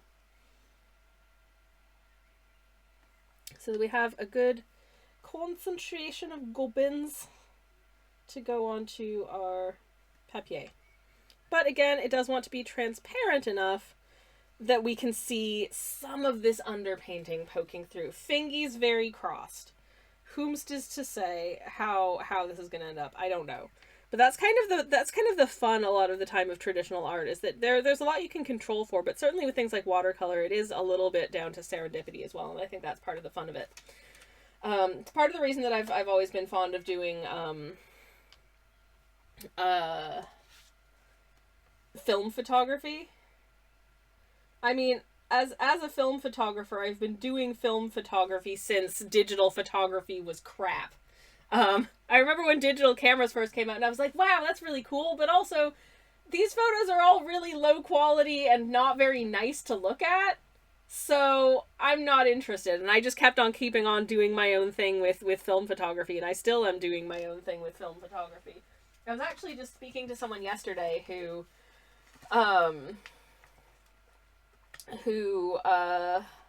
is just getting into film photography.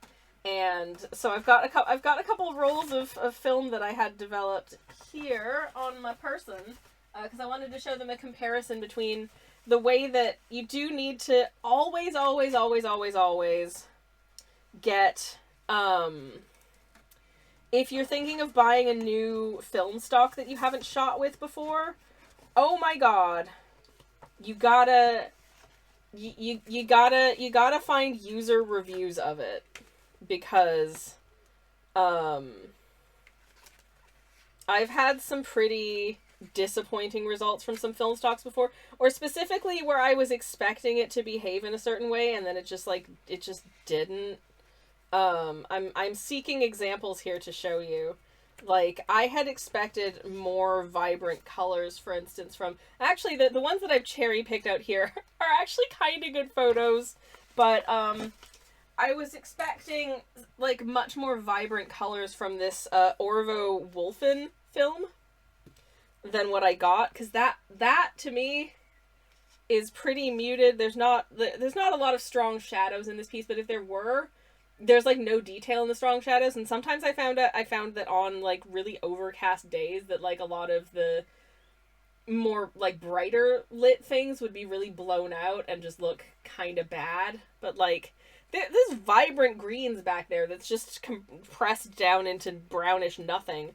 I actually quite like the vintage vibe of this. Like, it looks like a vintage postcard, but this is one of the good photos I took of Amsterdam, and I have a lot of photos I don't like of that trip because this roll of film was not a good choice. Compare and contrast this with, like, this. So this was shot on Wolfen. This was shot on Harmon Phoenix, and it's just so much more vibrant. So for my trip to Canada, I got another roll of Harmon Phoenix. I'm also trying Phoenix 2. I can only vaguely see the seagull on the first example. Yeah, it's just not a film that I vibe with very well. I find that you lose any detail in the shadows, and then sometimes the highlights get blown way out. So it's hard to balance. It's not very well balanced, I think, as a film for me. There's not a very good sort of latitude in that way. But it's not, like, contrasty in, like, an interesting or fun way, because you get, like, a high contrast film that looks really cool. I just don't like the way that it looks anyway. Seb, hello, welcome in. I have reduxed my accursed Mr. Mushroom twice, and now I might have to redux him again. Why am I like this? You can redux! You can do it! I believe in you! Redux that mushy! You got this. Also, hi. It's lovely to see you. Welcome in. Moriak says, I tried film photography, but they threw me out of the cinema. Well, your first mistake was getting caught, Moriak. That's the problem. But yeah, it's, I mean, if you're just starting out in film photography, I would say just get yourself a roll of something like Kodak Gold, because it is reliable and good. You pretty much know where you are with Kodak Gold. It's kind of the gold standard, I think, really.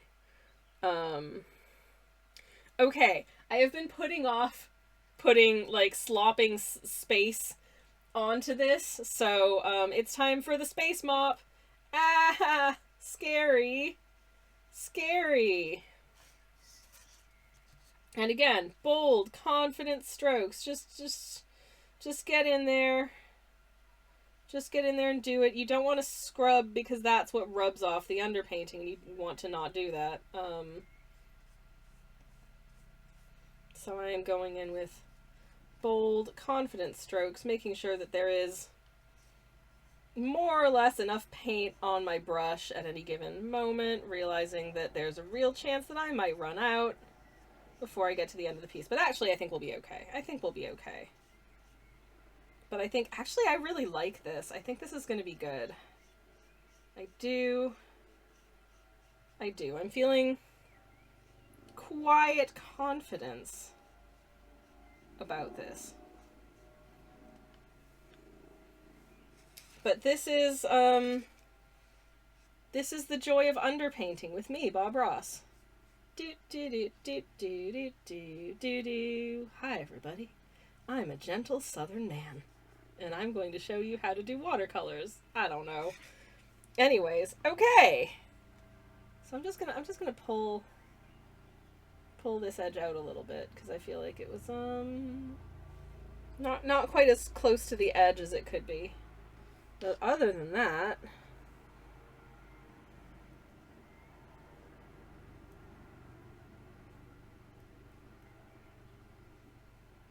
yay! Okay! So that is what the overpainting looks like. And I don't know how visible it is on screen on stream, but I am seeing the particularities of the underpainting coming through the dark space color in ways that I think genuinely look really lovely. I'm just actually going to go over this section a little bit one more time, and this bit right next to Mr. Mushroom, because I'm a little concerned that they didn't quite get fully covered. That's fine. Okay. But again, you don't want to futz too much, because then things get all weird. And I say this and I continue futzing. Oh no, futz hypocrisy on the stream. Futz hypocrisy. What shall we do? Ah. Okay, quit futzing, you dipstick. It's fine. Is he wearing a space helmet, says Seb. No, he don't gotta. He's just a little mushroom man, and he will not... All the detail is lost on him because it wants to focus on the dark color and balance for that, so he's He's just gonna be glowing until I can paint him in, basically, at this point, I think. Every once in a while with masking fluided paintings, I will notice that, like, a wet wash of paint will kind of want to bounce off the masking fluid and kind of roll away from it, and you end up with this, like, halo around the masking fluid, which is not productive. It's not what you want. Anyways, this paint is soaking wet, certainly in some places more than others, so I'm gonna have to let this hang for a few minutes before I do anything else to it, because the next thing we have to do is the peeling of the masking fluid, and I can't peel the masking fluid until the paint is dry, otherwise the paint will make a horrible mess, get all over my fingies, and the painting will look all smudgy and bad. Do I have to get in a fly swatter to make you stop futzing? No, hands down, I'm done, Katie, I'm done. I am done, no more futzing, but please do note, like, can you see any hint of undertones? I feel like you can. Like, there's definitely more of, like, a bluish turquoise happening over here, but then there's some, like, violet in, like, these quadrants. I feel like you can feel and see that space is a little bit dimensional, and that's the important thing for me. These wet sections will continue to dry, and I'm going to take a look and see how we're doing with moms. How are the mommies doing? Is it... No, there's a wet patch! Oh, no! It looks magical so far. I mean, far, says Maggie. Well, Maggie, my friend. I believe... How do you think Mr. Mushroom propels himself into the sky? Because aerodynamically, it doesn't look like he should be able to fly. He doesn't look like he's got, you know, strong leg muscles to do a really, really tall jump, so clearly he is propelling himself with flatulence. So it is indeed a magical fart. I have concluded it. He just does a big toot and it makes him go flying into the air. You know, just like... I'm so sorry I said that. Seth says Mr. Magical Fart Propulsion. And I am forcibly removed from my own stream. Chat, I am so sorry. Why am I like this? Oh my god, I'm so embarrassed. It's so embarrassing. Ah! Anyways, for continuing this piece, I'm gonna need to look up the boss fight environment that these two ladies hang out in, so I can see what colors I want to do for the background. So where are they? Okay, HollowKnight.wiki, and then we will look up Moth Mother. And I will take a sip of my beverage because, as you can tell, my voice is starting to go.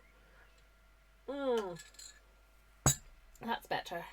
Anyways, I was earlier today. I was watching a review of, and now my recommendations page is just nothing but knitting content. Because I was watching a review of this TV show that's like, it's like the Great British Bake Off, but it's for knitting, and it sounds like it was a how shall I say? It sounds like it was a bit of a Charlie Foxtrot, which is unfortunate. Ooh, Casa sent me a fresh train reel on Instagram. I look forward to seeing it when I go do my Instagram post after stream. Thank you so much. I appreciate it. I do enjoy train stuff, train content. If you don't know this about me, I do enjoy rail-based transit. Here's a painting I did recently that's set on a train in London. I hope you like it. Anyways, thank you for that. I appreciate it. Okay. Moss Mother. Yep, blah, blah, blah, blah, blah, blah. Did I not just... Moss? Okay, I'm putting Moss Mother and not Mom. Or Mummy. Because I do keep... Anytime a character has Mother in the name, I'll just... When I go to do the boss fight, I'll just be like, "Hi, Mom!" Like, what was it? What was it that I did most recently? It was the Brood Mother. And at first I was like, "Hi, Mom," but then I think we named her Gwyneth. Because of the goop. Because of the abundance of goop. My feeds are a mess because I send such wildly different things to different people, says Casa. That's also fair. Also, sometimes I'll click on something, realize, oh, I don't like this. this isn't what I thought it would be. This doesn't interest me. I clicked on it just to make sure that it wasn't something that I wanted to watch, and then I'll get recommendations related to that, and I'm like, no, stop telling me about this. I don't want to see it. How do I tell you no? Anyways, it's not the case with this. I don't mind this, though. Yeah, I've been seeing reviews of this, like, it's like the Great British Bake Off for knitting, and it just sounds like, honestly, it feels like you can't compare making a batch of shoe buns with, like, knitting a cardigan. Because typically, even, like, a seasoned, experienced knitter will need probably, like days, if not weeks, to produce something like, oh, the lighting just changed. I'm so sorry. My lighting just... It does this. The lighting in the room hasn't changed. Maybe it's because my hands were in the shot. I don't know. Anyways. Like, normally it will take days, if not weeks, to create, let's say, like, a cardigan or a sweater vest, or, even like a pair of socks will take, like, a few hours, right? So comparing it to, like, baking a pan of blondies, it's not just two different media, it's also two different time scales. So being like, apparently the first episode challenge was like, you have 12 hours to knit a sweater vest. And not just a sweater vest, but a Fair Isle sweater vest. And if you know what a Fair Isle jumper looks like, it's got all that, like, complicated patterning, with using different colors and sort of motifs in that way. And they gave them 12 hours to do this. So that is just sitting for 12 continuous hours knitting something, which, like, that's not good for you. I mean, listen, sometimes you get into, like, a hyper focus pit and you just end up doing that yourself anyways, but that's just a recipe, especially if you're trying to do it at speed. That's just a recipe for giving a whole bunch of contestants, like, repetitive strain injuries. So these producers are stupid. Anyways, moving on. Rototo, hi, welcome in. Look at these mossy mommies. These look, they've got a bouncing baby creature. I can't remember. Mossmere, I think this is called. I don't know. I'm really bad at calling any of the things by their proper names. 12 hours to knit for a wearable with intricate colorwork. Oh my god, hell no, says Katie. I know, right? I was just like, ugh, like, I'm not, like, I've been knitting for years, but I wouldn't consider myself a good knitter, but, like, I can produce, like, a neck warmer in 2 hours. But yeah, no, absolutely not. Anyways, did I do my May 4th prompt? I'm still working on it, but the background color is drying. My paper is wet. So I'm leaving this to one side to dry while I really wish that we could just, can we see Mr. Mushroom's little face here? There he is. Hello, this is Mr. Mushroom. But I'm waiting for outer space to dry before we can finish it. So, yeah, I'm still working on it. So this is the day 5 prompt for Hollow Knight Art Month, which is Mother. I don't know why I said it like that. But anyways, the prompt is Mother, so I'm drawing some moms. They love each other very much, and they've just welcomed a beautiful little baby moss creature into their family, and they're so excited and they're so happy to take their little bundle of joy home and I don't know, just have a nice life and definitely not do any boss fighting, and definitely do boss fighting, obviously. But yeah, anyways, we love our lesbians, says Toto. Hell yeah. I am so happy for them. I do. That's actually one of the like subtle things that I really like about Hollow Knight games, is just like casual queerness in the bug community. It's delightful. It makes me happy to see, just, like, hey, this like funky little bug creature is going to go off and fall in love with this other dude. Ta-da! These two ladies gay. It's just nice. We love to see it, and I'm very happy for them. But I had pulled up a tab on my phone to see the gallery on hollowknight.wiki of the area where they fight. Oh man, this background's real. Okay. Okay, you know what? Here's the thing. This background is very complex. And I'm doing 31 of these, so you'll hopefully forgive me if it gets a little bit, like less so with me doing it. And I did say I wanted to kind of cheat the depth of field a little bit and just have the background of this very much a portrait. I very much want the focal point to be these two beautiful ladies and their beautiful child. So, I'm probably just gonna drop some rando moss lumps in the background and then just kind of darken it down a bit and hope that that's enough. I also want to, this green is quite dark. I want to add a little bit of yellow to it to make it a little bit more of like a moss green or like a brighter moss green. But I don't want to put my green brush into it, so I'm just using my teeny tiny brush. I could just find another brush. I have so many brushes here. But this one is already wet, so this is the one I'm using. To just pick up a little bit of yellow to stir into that bad boy and see if that gives us a slightly mossier result. Okay, I think I need a little bit more, actually.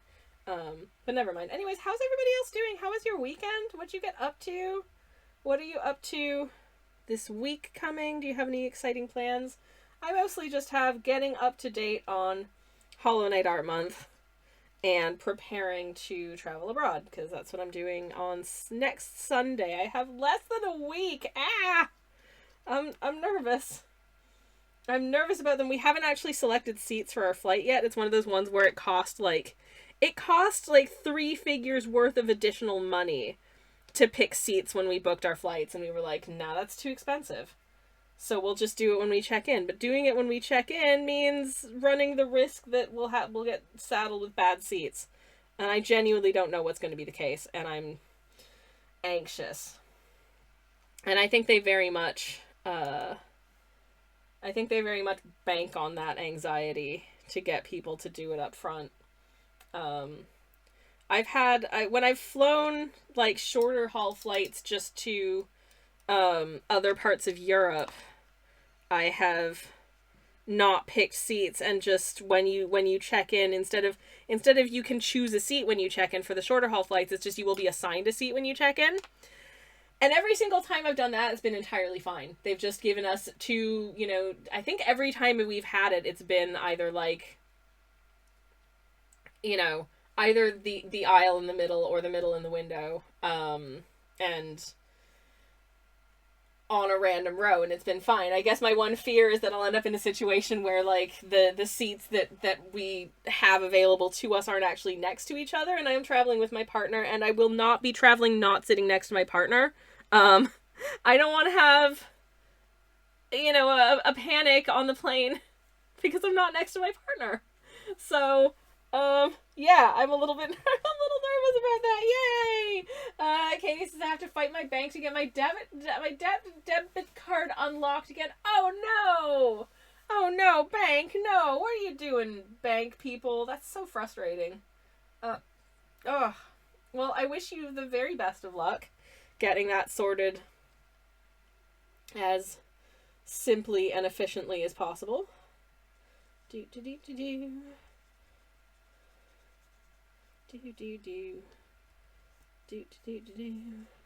Okay.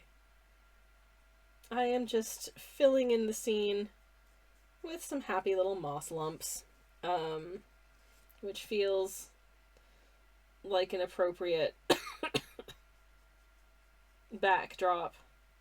I am drawing inspiration from the source for this, while not letting myself be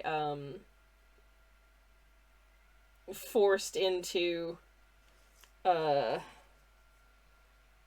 recreating it precisely, if that makes sense. Overzealous fraud defense, says Katie. Yeah, yep. I understand you completely. I mean, on the one hand, it's annoying. On the other hand, I would still rather they be at least somewhat proactive, Attention. I guess. Twitch user Sammy Kelsh. Choppers. Evie, thank you very much for the raid. Welcome in, everybody. Hello, hello, hello. Evie sends her regards. Welcome in, friends. Hello, Evie. How was your stream? It's lovely to see you. Welcome, welcome, welcome, and hi. We're painting some moss mommies, and we're also painting Mr. Mushroom. How are you? How was your stream? It's lovely to see you, and welcome. Hello, Sleepy. Hello, hello, hello. Hello to chat is jumping. Where are we? Hello, Jordan. Welcome in. Hello, Hot Cheese. What a wonderful username. Welcome, welcome. How are you doing? It's lovely to see you. Red Toto, hello again. Evie, welcome in. Thank you so much for the raid. How was your stream? What were you up to today? I'd love to hear all about it. And welcome in. Laura Walker, hello, welcome in. Hello, hello. Sent over by Toto. This looks lovely. Oh, thank you. And thank you, Toto, for the endorsement. I appreciate it. Oh my god, Mr. Mushroom. Hell yeah. Ash Maggie, hello, welcome in. Hello, hello, friends. It's lovely to see you. Welcome on. There's no simpler pleasure than the merging of the streams. Oh, I understand. Jordan wants to know what we're up to. So today is day 4 of Hollow Knight Art Month, which I am partaking in. So I'm working on this piece of Mr. Mushroom. But I'm taking a little break from it to work on the next day's piece because I need this background to be fully dry before I remove the masking fluid, which is going to be very satisfying when I do. And I'm working on this piece right now, which is a couple of moss mothers with their new baby. We love to see it. Yes. Lovely to see you. Evie, how was your stream? What were you up to today? And thank you so much for the follow, Evie. Welcome on. Let me get a shout out for you in the chat. If you're not following Evie, you can do that right here. Assuming that I have typed correctly. I can't speak and type at the same time, or I will do it incorrectly. Anyways, hi everyone. For anyone who's new here, welcome in. My name's Twitch user Sammy Kelsh. I'm a variety streamer. I do cozy art streams on Mondays and most Thursdays. I do cozy game streams on Fridays. And every once in a while on a Thursday if I'm feeling extra crispy, but probably not for this month because I am very busy with Hollow Knight art. If you're not familiar with Hollow Knight Art Month, it is a 31-day prompt list that releases every year in May, all to do with Hollow Knight or Silk Song, the video games by Team Cherry. And so that's what I'm up to. Drawing Pokemon from memory. Hell yeah, Evie, that sounds like so much fun. As always. Ash, thank you very much for the follow as well. Welcome in. Thank you, thank you. As always, we are an art tax optional stream. If there is anything that you would like to share with the class, whether it's what you were working on today or a link to your socials or whatever, you're very, very, very free to whisper me a link. But if you just want to like run or just chill and lurk and you don't want to do that, you do not have to. You're under no obligation. It is entirely up to you. But if you do want to whisper a link in my direction, I'd be very happy to share it with the class. Now with that out of the way, for anyone who's new here, I'm a traditional artist who works primarily in watercolors and other similar wet media. I have a box of gouache paints that have been waiting for me to test them out for a few weeks, and I'm probably not going to get to them for a bit. Number 1, because I'm super busy, and number 2, because I'm nervous as hell, because I haven't worked a lot with like proper gouache paints, and I don't want to waste them on bad art. Which is an extremely normal thing to be worried about. I don't know, does anyone else feel like this when you buy like some really nice art supplies, you're kind of nervous about using them because you're like, oh geez, but what if my art's not good enough for the supplies that I bought? Oh no. I do that a lot, which is very silly of me, but here we are. I can share some of my previous Pokemon. Yes, I would love a link in my whispers. Very much appreciated. I'd love to share it with y'all as well. If you want to see what my work looks like when it's done and it's not Hollow Knight related, this is Rangi. This is a kakapo, which is a type of bird that lives in New Zealand. And this is in fact an actual bird, like a very specific bird who lives in New Zealand. And they are very small in number. And there have been intensive conservation efforts over the last few years to help increase their population. And I do a symbolic adoption of this specific bird every year via, like a donation to help support their efforts. They've been breeding quite a lot this year. A lot of eggs have been hatching, so it looks like the population number is going to go up, and that's very, very exciting. They're such sweet birds. They're very, very lovely. And yeah, they're super cute. They're very shy. and they're very chonky. They don't, as like a lot of birds in, or at least quite a number of birds in New Zealand, they don't fly. But they do kind of jump around on the ground, and they're so cute.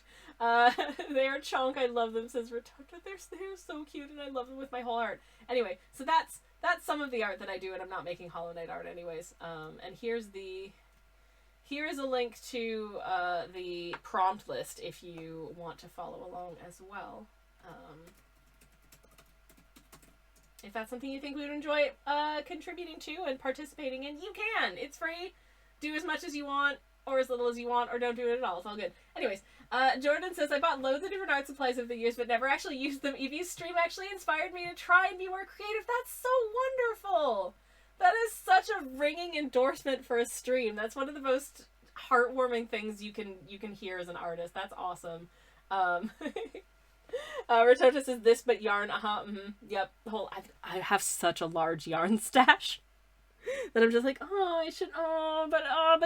but like the ball of it looks so pretty. I don't want to ruin that by knitting it, but then I do it anyways eventually. But it's gonna take me some time to get through my stash. Yeah, Jordan says, I never believed in myself, and I've actually been kind of surprised by what I can do. Hell yeah! I'm so glad to hear that you are doing it. That's so exciting. That's so good. We love to see it. I have a linky-doo from Evie. I'm very excited. Let's take a look. Ooh, this is their Gen 1, guys. Hell yeah. Okay. Let's take a little look-see. Load, please. Oh my goodness! They're so cute! Y'all, you're gonna love this. You are going to love these. I know. Look at the sweet Lemon. Hello. Let me get another shout out for you in the chat as well, because I can do 2 different flavors of shout out. And I can spell correctly. Hooray! I did it. There you go. If you want to give Evie a follow, you can do that right there. Hell yes. Right. I wanna get a proper look at these. Oh my god, they're so cute. Oh my god, they're so... I can even name some of these. I'm not very good at naming Pokemon. I've only played one Pokemon game almost to completion. But, I mean, these are all definitely identifiable. They are so stinking cute. I can see... Okay, that's... No, I'm so bad with their names. I'm sorry. But I know... Oh, no, I said I know, and then I immediately forgot what it was. I see over on the right, there's Charmander and another one. Is it Charmeleon? And then Charizard? They're so cute. Oh my god, they're so cute. I see a Zubat there. I see Bulbasaur. I'm remembering their names. Good job. I see... Ooh, there's the, like, Abracadabra ones. I don't think that's what their names are, but it's something like that. And the little guy that's like a little I love the fact that some Pokemon are like, for instance, Growlithe here is Growlithe is just a dog, right? And then like Machamp is just a man. He's just a strong man in little like workout shorts. He just wants to, he just looks like he's gonna go do like some boxing or something. I love it so much. And I don't know what the name of this sort of like blob, like purple slime blob thing is at the bottom, but I think that's Tag Yourself. I'm that one. These are so good. Thank you so much for sharing these. Actually, can I get a like on this? Cause these are amazing and I love them with my whole heart. Thank you so much. Absolutely wonderful.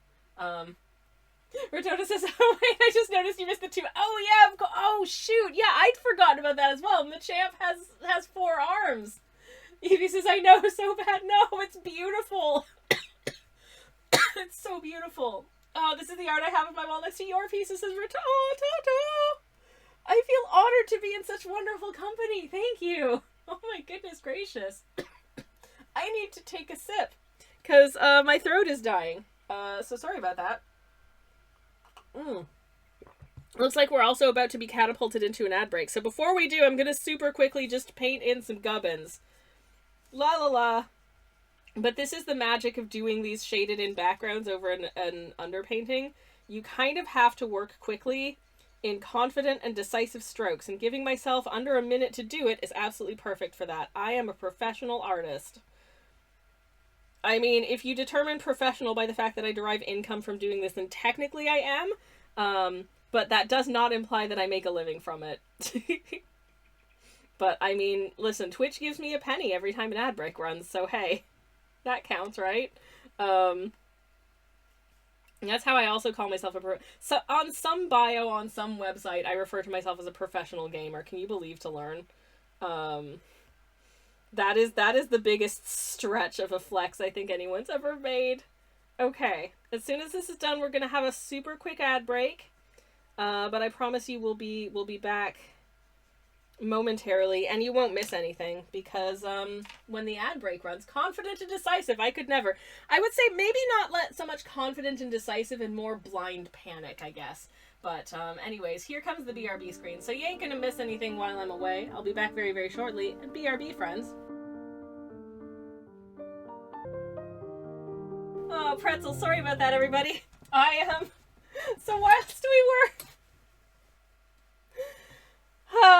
we were on BRB, I belatedly remembered that during my last ad break, I was supposed to take the rice that I cooked earlier, transfer it to a bowl, and put it in the fridge to chill. Because I am making a Japanese short grain rice bowl tonight. And I needed the rice to be chilled.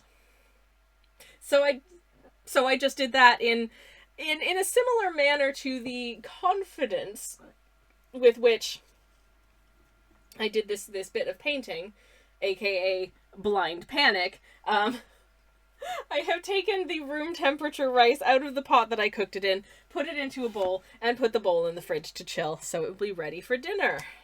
Yay! I'm very excited. Welcome to Sammy Kelch's chat room. Twitch, I've been here the whole time. I hope I streamed it. It does this every once in a while. It will just like disconnect from chat and then reconnect to chat while I'm live.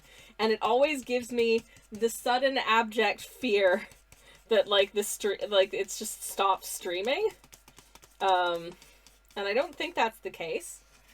Or if that is the case, I do apologize. It says I'm live, so question marks. Anyways, this is we're peeling the masking fluid. So here's the space reveal. I hope you like it.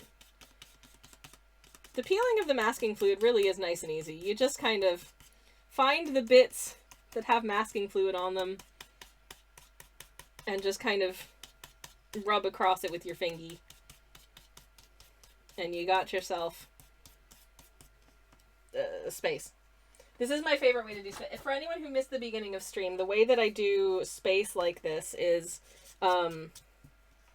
rather than like individually placing stars, I use masking fluid, which is this lovely stuff. It starts as a liquid. You can paint it on using a brush, though. Always, I've crowed on about this before, and I will crow on about it again.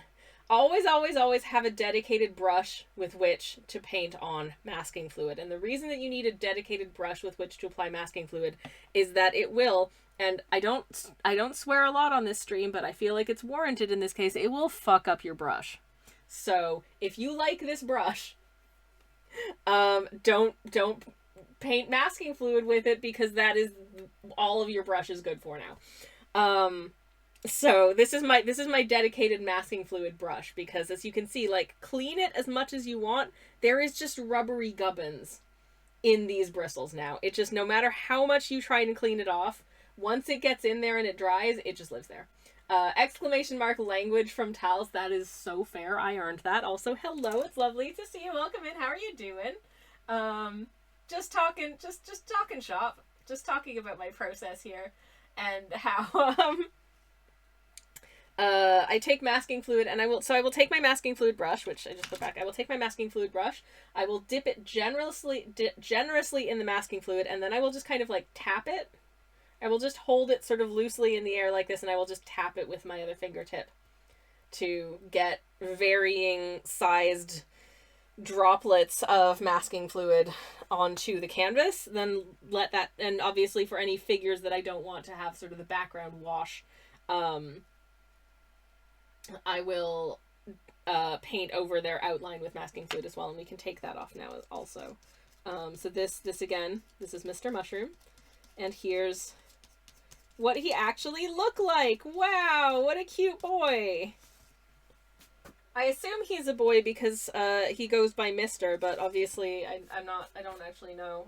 I think the Hollow Knight wiki is very good for giving the genders of any character with a known gender, which is super useful. Are they a boy? Are they a girl? Are they a non-beanie?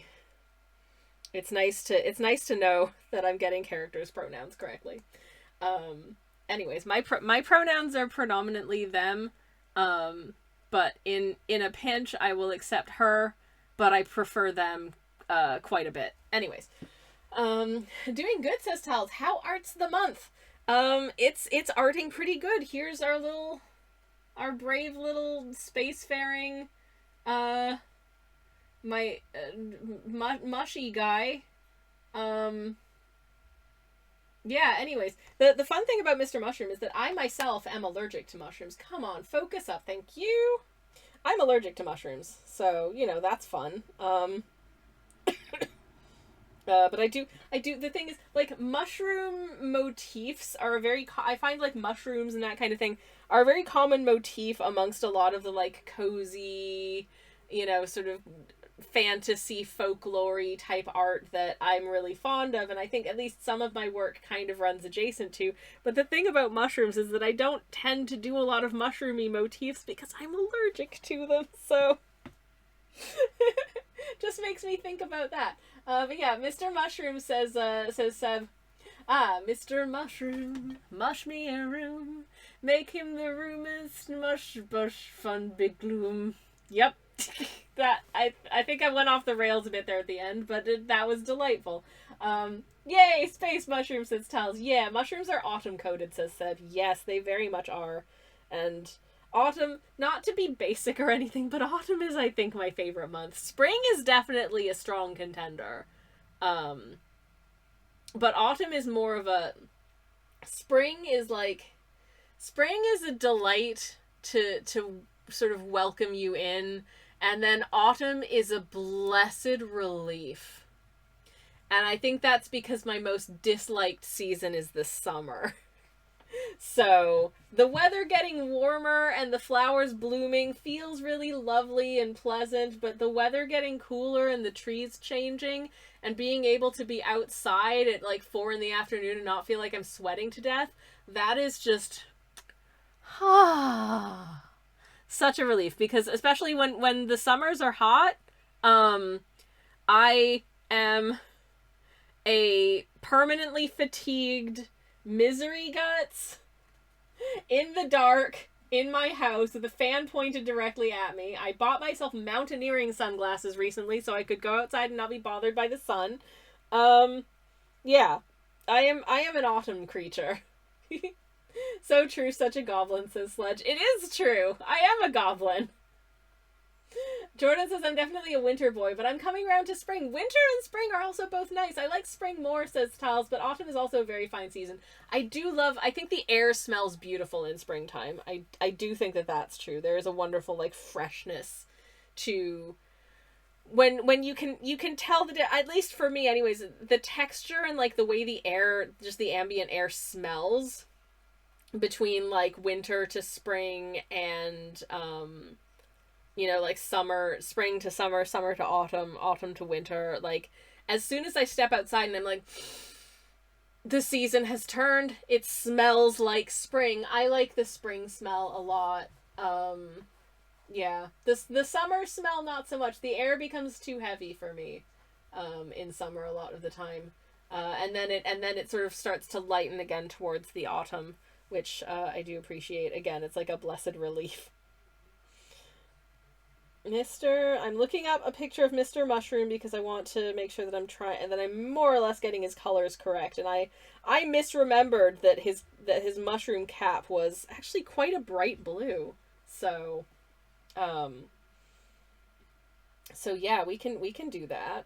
he's got quite a vibrancy to him, Mr. Mushroom, which is gonna be fun to play with. So I think what I'll do is his body is actually kind of like a beigey gray though. So I'll do that first. Jordan says nothing beats being all cozy and wrapped up in the winter. Ah, oh, the coziness. I do have an appreciation for the coziness. That is for sure. What is the... Okay, I need a picture that shows sort of the undercap. Okay, so the undercap portion is also this kind of like grayish. So I'm just using... They call this color storm gray, but I'm sorry, it's brown. It is most certainly... It is brown to me. I don't know why, like, it's a grayish brown for sure, but it is definitely, it's too brown for me to just call it gray. This feels like brown to me. Like, it is a very sort of soft, neutral brown, yes, but it's brown. Anyways, I hope I've done relative justice to his, like, funky little fungal tendrils here. I don't know. But I tried. Flying through space, as you do. A brown-colored storm. Uh-oh, says Styles. Oh, yeah, no, having said that out loud, that sounds bad. That sounds really, really bad, actually. A brown storm does not sound like a good time. Oh, no. Oh, no. So I'm just roughing in just a light coating of this color, and then we'll come in and do a bit of... We'll need to do a little bit of shading, obviously, of this section. But, oh, says Mr. Mushroom, whatever that means. Such a strange character. I feel like there's a lot that we don't understand about Mr. Mushroom, or a lot that isn't really explained about him, and honestly, I feel like that's probably just as it should be, you know? He is, a strange fellow. Okay, I've pulled up an image of him that I think is probably a good color reference for me. I'm gonna have it be a somewhat brighter blue than this screen cap. Actually, it's showing up pretty bright on camera, but this is the vibe. That's kind of what I was going for. Of Mr. Mushy, 10 hours of Mr. Mushroom noises to fall asleep to. You know what? I feel like that is something that some YouTuber has done or will do. That just feels like something that somebody wants that to exist. Is it me? No, not particularly, but hey, you know what? You do you. I have, listen, to be fair, glass houses, because I have put on the, like, 2 hours of ambient, like, Starship Enterprise bridge noises as, like, background noise while I'm doing things before, or just, like, the ambient sound of the DS9 promenade from Star Trek Deep Space Nine. Here's some Star Trek fan art I started earlier. I did actually paint this, like, after my lunch today. This is from the episode by Inferno's Light in season 5. I'm normal. Anyways. Seb says, the thing is, Silksong Mr. Mushroom is enigmatic, but Hollow Knight Mr. Mushroom is an entire other level of weird. The find quest clues are much more obscure in Hollow Knight. The stuff he says is so much more bizarre. He's just entirely insane at large. It's just... I can't wait to see where Mr. Mushroom turns up next. Whomst is to say, not me. I guess whomst is to say the answer is Team Cherry. Team Cherry will know. I'm sure there's like there's lore about Mr. Okay, with one of two possibilities. Either there is lore about Mr. Mushroom that they haven't revealed yet in the 2 games that he appears in. And there's a lot of it, and it's like very, you know, sort of thorough and thought out, and, you know, like all of the backstory about him, like they know, they just haven't revealed, you know, all will be revealed as time goes by, kind of thing. Or like there's nothing. There's nothing. He's just a weird guy, and that's it. And I don't know which is the case here. I don't know. And you know what? Maybe I'm not ready to. And that's okay. That was way too much paint on my brush there. That was way too painty, so I'm just recollecting it a smidge, because it kind of, his coloring kind of gradients down towards his little, what would you even call these, tendrils? I don't know. I don't know a lot about sort of fungal anatomy, so I'm not sure what you'd call these. Mycelial doot-doots? That, I mean, that's definitely not a technical term, but maybe that's just what I'm going to call them, because I can. Katie says, environment ambience is one thing, one character prattling on for 10 hours is another. Imagine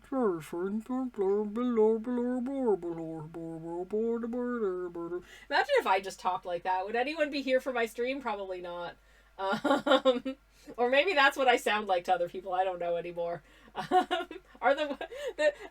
Sometimes if you've been streaming for long enough and you're sleepy, you know, you start to question whether or not the words coming out of your mouth are actually words anymore, if they're just like blah blah blah blah blah blah blah blah blah. Anyways, I like to think they have no bloody clue what the hell they're doing with him, and they just be making stuff up. Says Seb. Tal says that sounds about right. Yeah, I think so. Seb says, like, Ari Gibson came into the office one day, chucked a sketch at William Pellin and says, silly mushroom guy. Yells random stuff, flies away. And that was it. Yep, definitely. I don't know if I've ever actually heard an interview with Team Cherry, so I have no idea if that's what that's probably not what he sounds like, but that's the best I can do. Anyways.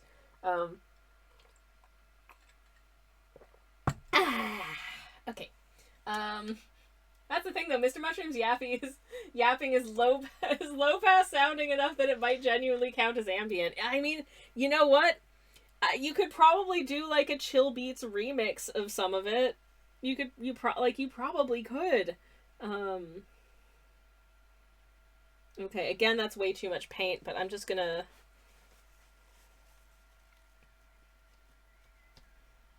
pick that up with a little bit of tissue. And then carefully blend it out. Carefully blend it out. Doot, doot, doot. Shading! I'm an expert. I ain't. Lo-fi Mr. Mushroom noises to study and relax too, says Jordan. Just imagine. That would be... someone would listen to that. Someone would listen to that. If you took like a sample of like Mr. Mushroom speaking or singing or whatever and passed it through, like, just made like a vaporwave of it, set it to, you know, sort of a super slowed down sample of some, like, a Kmart Muzak tape from the 80s. That might be something. Maybe there's something there, who knows.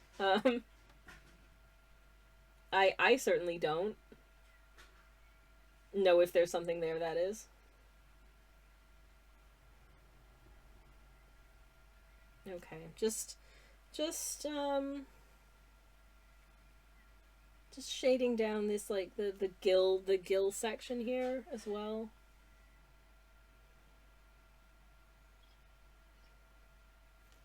Because of the way his perspective is kind of tilting upwards, so I don't think I need to shade in that much of, like, the top of his face, as much as, like, the references that I've seen.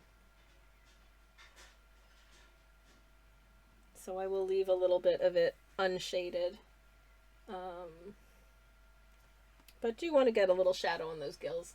I'd listen to that, says Rototo. Oh my god, that's awesome. Seb says, I have a lo-fi sample pack on my laptop right now. BRB, oh my god. Katie says, Seb's off. I wait with bated breath to see what they come up with. Oh my god, I know, right? That's amazing. Anywho. I'm in that sort of stage where I am futzing. So I'm like, was that enough under nose shading? Or does it need more? I don't want to overdo it, but I do want it to feel like the nose is, the underside of the nose is in shadow a little bit, so, okay, this is drying relatively quickly, which is good. I think I'm going to combine a little bit of this cornflower and then add some of this very bright blue that I've got on the Gansai palette, which is, I'm going to knock over my hand cream, which is this bright blue. I'm gonna see where to go. Oh, come back, Norwegian formula. We need you for happy hands. I do like a good a good thick hand cream for my dry skin. It helps to have good supple hand flesh for paint. Why would I say that? Oh my god. Hand flesh. Why am I? This is a cozy stream. This is a cozy stream for gentle times where I paint cute, whimsical stuff. I swear it is.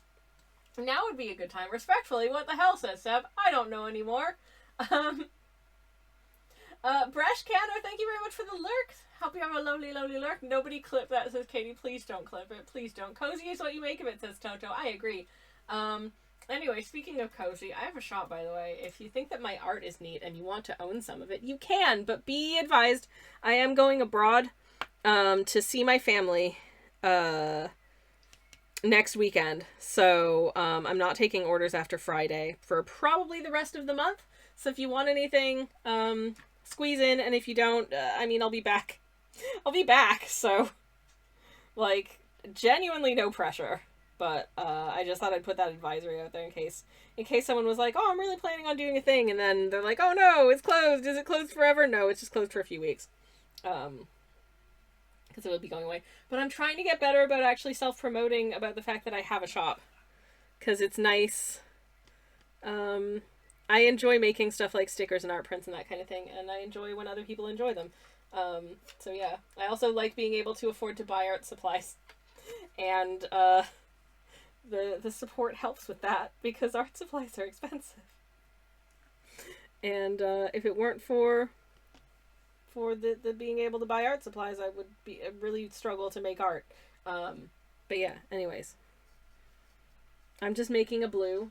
I don't know if you can see. I'm making a Mr. Mushroom Cat blue, and I am making it quite a bright blue, because I do want to make sure that it does kind of stand out against the also quite blue night sky we've got going here. Space is blue. Mr. Mushroom's mush cap is bluer. Are there any blue mushrooms like that actually exist in nature? Just out of curiosity. I can't think of any, but I'm also not in any way, shape, or form like an expert fungus knower. So, if anyone is like, if there are any mycologists in chat, please let me know. Also, what a cool job. I love that for you.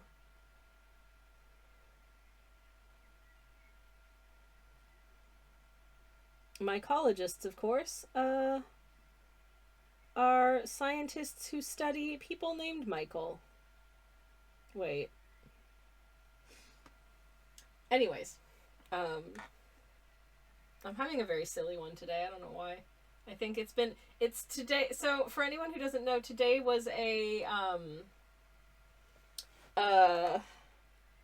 bank holiday here in the UK, which means that I got to spend the day with my moderator / spouse because I didn't have to go to the office, which was very exciting for me, and hopefully at least marginally exciting for him. Because we got to spend the day together, which is always an absolute delight, because not to be gross or anything, but I love my partner. I love them very much. I'm married to someone cool and fun that I enjoy getting to spend time with and hang out with, and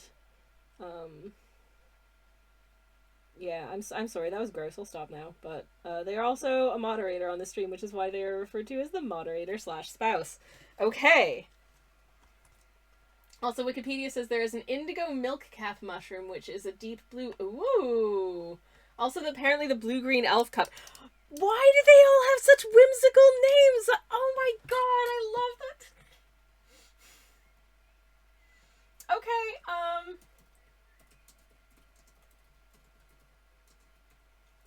we're looking them up. What was the other one? Blue-green elf. Oh my god. Okay.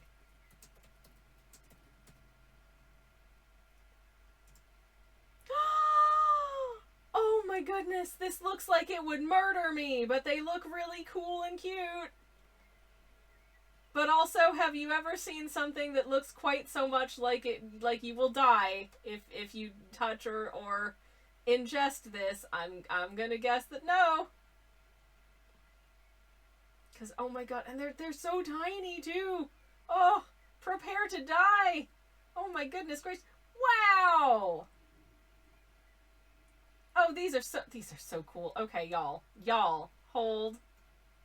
Sorry, I wasn't just gonna yell about them and not show you.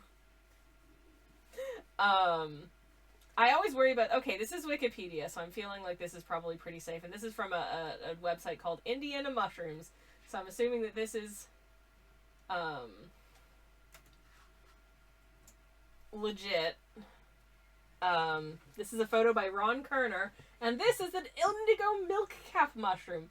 That is stunning. What a beautiful color. That's so cool. I wish these things would not, I mean, these, I'm quite sure that these are all probably pretty deadly. Let's take it. Would this photo zoom in at all? Apparently not, no. But wow, the blue-green elf cup is just, they're teeny tiny. Absolutely teensy, but look how stunning. Absolutely stunning. So good. Nature is so cool. Like, fungi and mushrooms and stuff, incredibly cool. I kind of wish I knew more about them. Moss is cool. Moss is really interesting. I wish any of these things were my special interest. My special interest is birds. If I have a nature-based special interest, it's birds. But all this stuff is really cool. But yeah. Anyways. Okay, I'm gonna put the little orange spotties. Gonna pop some little... now, the question is, which orange do we feel like would pop more? This kind of peach or coral? I'm thinking maybe peach.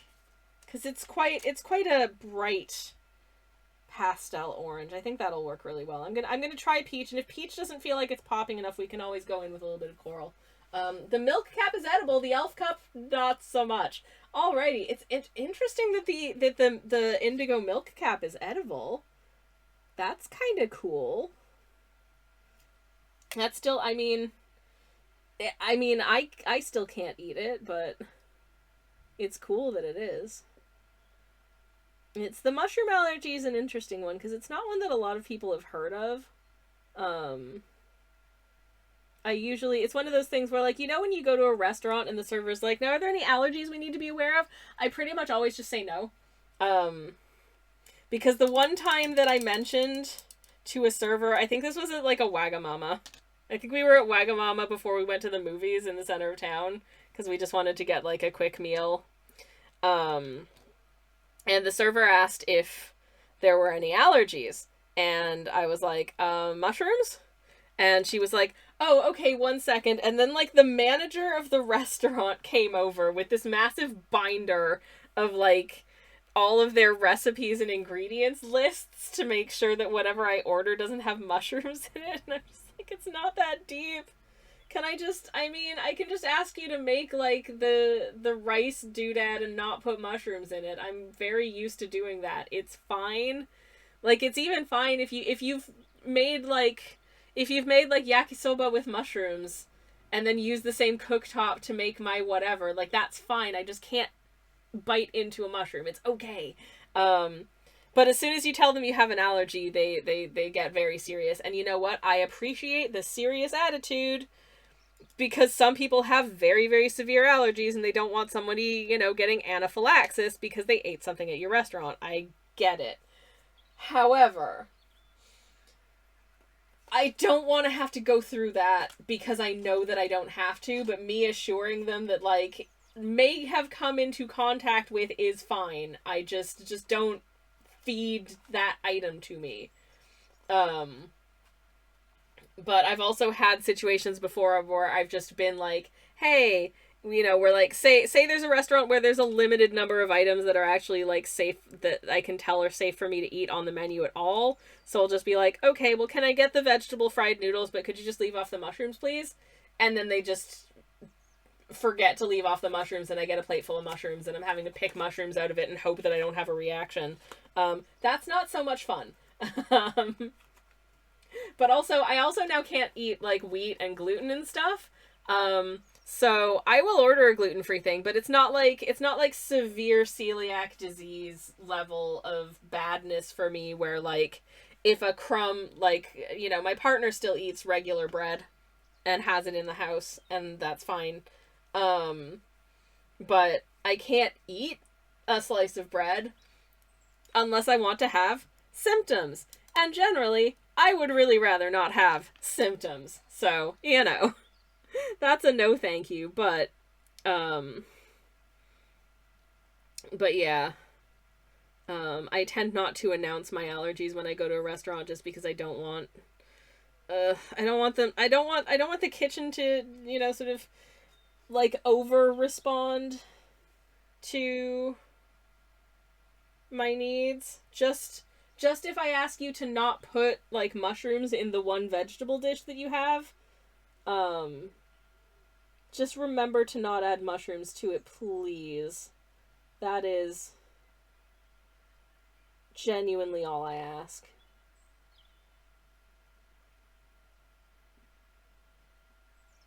Anyways, now it's time for the mushroomy line weight. Hooray. Here's hoping I can do it okay. Yay! Okay, well, I feel like that's an alright start. Why is this working this well, says Seb? I don't know, but I love that it is. Katie says, it's the I can exist in the same room as the allergen, but if I actually eat the allergen, I'll have a problem situation. Yeah, exactly. Exactly. It's like, don't feed me the thing. And ideally, don't give me a thing that contained the thing, but you've just picked the thing out of it. Like, don't do that. Mr. Mushroom Lo-Fi is actually kind of good. This is a problem. Oh my god, no, that's amazing. I'm so pumped that this has happened. What? That's incredible. Okay, I'm scared about this part because I really want to make sure that I get his face right here. So far, so good. But we're getting to, like, the very defining features. Okay, I think that's a pretty good nose curvature, actually. So now I just have to not F up his eyes. Which are, I would describe as a little sleepy, just in terms of, like, their shape. And I kind of really love that. Okay, the second one is harder to do. But we're gonna power through it. Okay, I think that's done.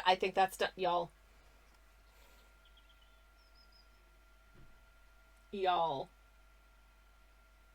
I think that's not that bad. I think that's okay. The same way with tree nuts, says Katie. Yeah, exactly. My husband has a peanut allergy, but again, he won't break into anaphylaxis if he's in the same room as peanuts.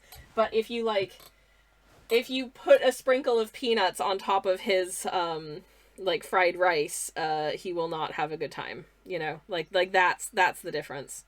But can exist in the same space as versus like simply cannot coexist with peacefully.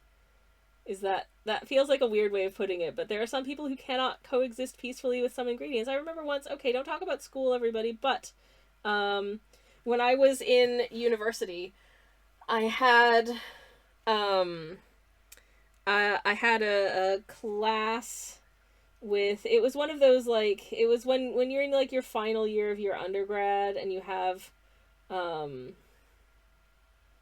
like a seminar class that's got like 6 people in it on like a really specific esoteric topic. This was that sort of class. And because of the way my schedule worked out, I would oftentimes like just bring lunch to a lecture and just sort of quietly eat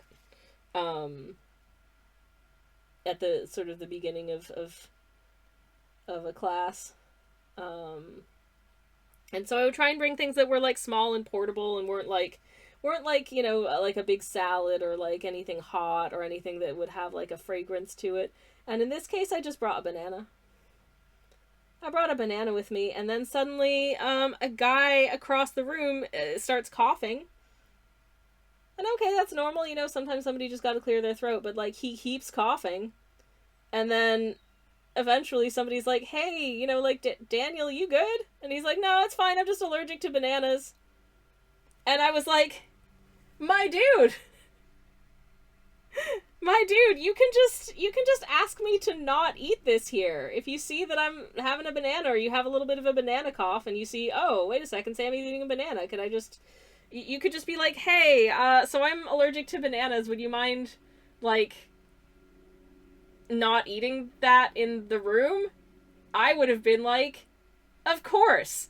And indeed, when I found out that, like, my friend was allergic to bananas and started coughing because I opened a banana in the room, I left the room, finished the banana outside the room, binned the banana peel far away from the room, and washed my hands before coming back to the room. And he was fine. So at least it was a case of as soon as the banana's gone, like, he was okay. But I was just like, buddy, you could just ask me not to eat bananas around you. You don't have to just be like, oh no, it's okay. No. No.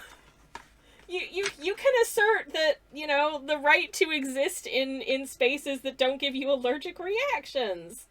And I guess I feel kind of strongly about that. You know, you have the right to exist in spaces that you're not allergic to. So anyways, that's how I learned that ambient banana allergies are a thing, which feels rare enough that it's probably not a fun time. So I didn't really want to add to that. Anyways, Mr. Mushroom's done though. Here he is. How did I do? I hope this is okay. I think he turned out kind of cute, but I honestly don't know. I hope he's okay. And he's flying through the space. I think for something that I started and finished in a single day, it's not that bad. It's not that bad. I'm happy with it. So I'm gonna go make us a little rice bowl situation now. Yippee skippy. Anyways. Brush says that it looks great. Thank you so much. I appreciate it. It's amazing, says Jordan. Y'all, stop it. Thank you, Tall. Thank you, Katie. Thank you, everybody. Yeah, you're too nice. I don't know what to do with that. Anyways, this is the one that we started. I'll have to finish this off stream tomorrow. But this is tomorrow's prompt anyway, so I'm supposed to be working on it tomorrow. Not that you have to do the artwork on the day. You can pre-game it. I pre-gamed the 2 weeks of the month because I'm not going to be around. So, shh. It's fine. Don't worry about it. Anyways. But yeah, so Mr. Mushroom is complete. I think he turned out okay. I hope so. Anyways, Jordan says, I was looking at your Ko-fi. You're super talented. Oh, thank you so much. I try my best. I feel like I'm still very much learning as an artist, and I hope I never stop learning, because learning is fun. But that's really kind. Thank you. Believe it or not, I'm by and large self-taught. I didn't go to, as you can tell from what I was talking about before, I didn't go to university for fine art or anything. In fact, I was when I started university, I was like, maybe I could probably squeeze in a couple of fine arts classes in here, maybe do painting or photography or something for 1 credit. They phased out the fine arts program of the university I went to right before I started. So, never mind. Oh well. But that's fine. But, yeah, thank you so much. Thank you for hanging out, everybody. I've had a delightful time chilling with y'all, doing painting, being, just a little bit less hinged than usual. But yeah, thank you also very much to Evie, Jam, and Sammy Ann for the raids. I do appreciate it. And for everyone who stuck around and actually wanted to hang out with me. Also very cool of you. Thank you. But having a good one. I'll be back on Thursday doing... Actually, saying that, I'll be back on Wednesday, but not on this channel. I'll be, hopefully. Unless Kirsty's changed her mind, I will be spending a little bit of time on Wednesday evening hanging out with Kirsty over on Silksong Sketcher doing Wednesday painting. So that's when I'll be on next. But I'll be back on this channel on Thursday. Kirsty Silksong Sketcher is the creator of Hollow Knight Art Month. So if this art month is something that you think is really, really cool, then by all means, you should go give her a follow. Anyway, special guest stream, hopefully, unless she's changed her mind and hasn't told me yet, in which case I didn't say anything. Oh no. But let's go do an art related raid. And let me see if what is Pixel doing right now? Is Pixel just about to finish? Pixel's been on for 2 hours, so probably not just about to finish, but doing, well, let's see, ooh, making game assets. If you want to see some lovely Pixel work, Pixel is a lovely stream to hang out in. Their VTuber creature goblin friend is so stinking cute. Okay, where do I put my mushroom lo-fi? It's relatively lo-fi and low effort. Have you posted it anywhere? I wanna experience this. Are you gonna stick it on Discord? Are you gonna stick it on YouTube? What are you doing? I've already put the raid thing up. Ah, shoot. Let me know when you do. I want to see it. Or don't if you don't want to. It's fine. But I would love to see and share that because that sounds amazing. But anyways, in the meantime, here's a generic raid message. And this is the this is the pop-ins. If you want to grab the raid message with the emotes, if you have the emotes, feel free to grab the emotes. If you don't have the emotes, you can just say generic raid message and append any cool emotes that you do have. I have appended the pop-ins because it's Hollow Knight Art Month and Hornet is a relevant character. I might put it on YouTube. Ooh, I'd be very excited if you do, but obviously no pressure. Are all of you in Kirsty's Discord? I can put it there. Ooh, I am. But yeah, obviously no pressure, but we would love to see it. I've started the raid, so I have to leave before we get kicked out. But yeah, definitely if you feel like sharing it, we'd love to see it. Obviously no pressure. But thank you so much for watching. It's gonna raid in like 2 seconds. Goodbye everybody. Goodbye.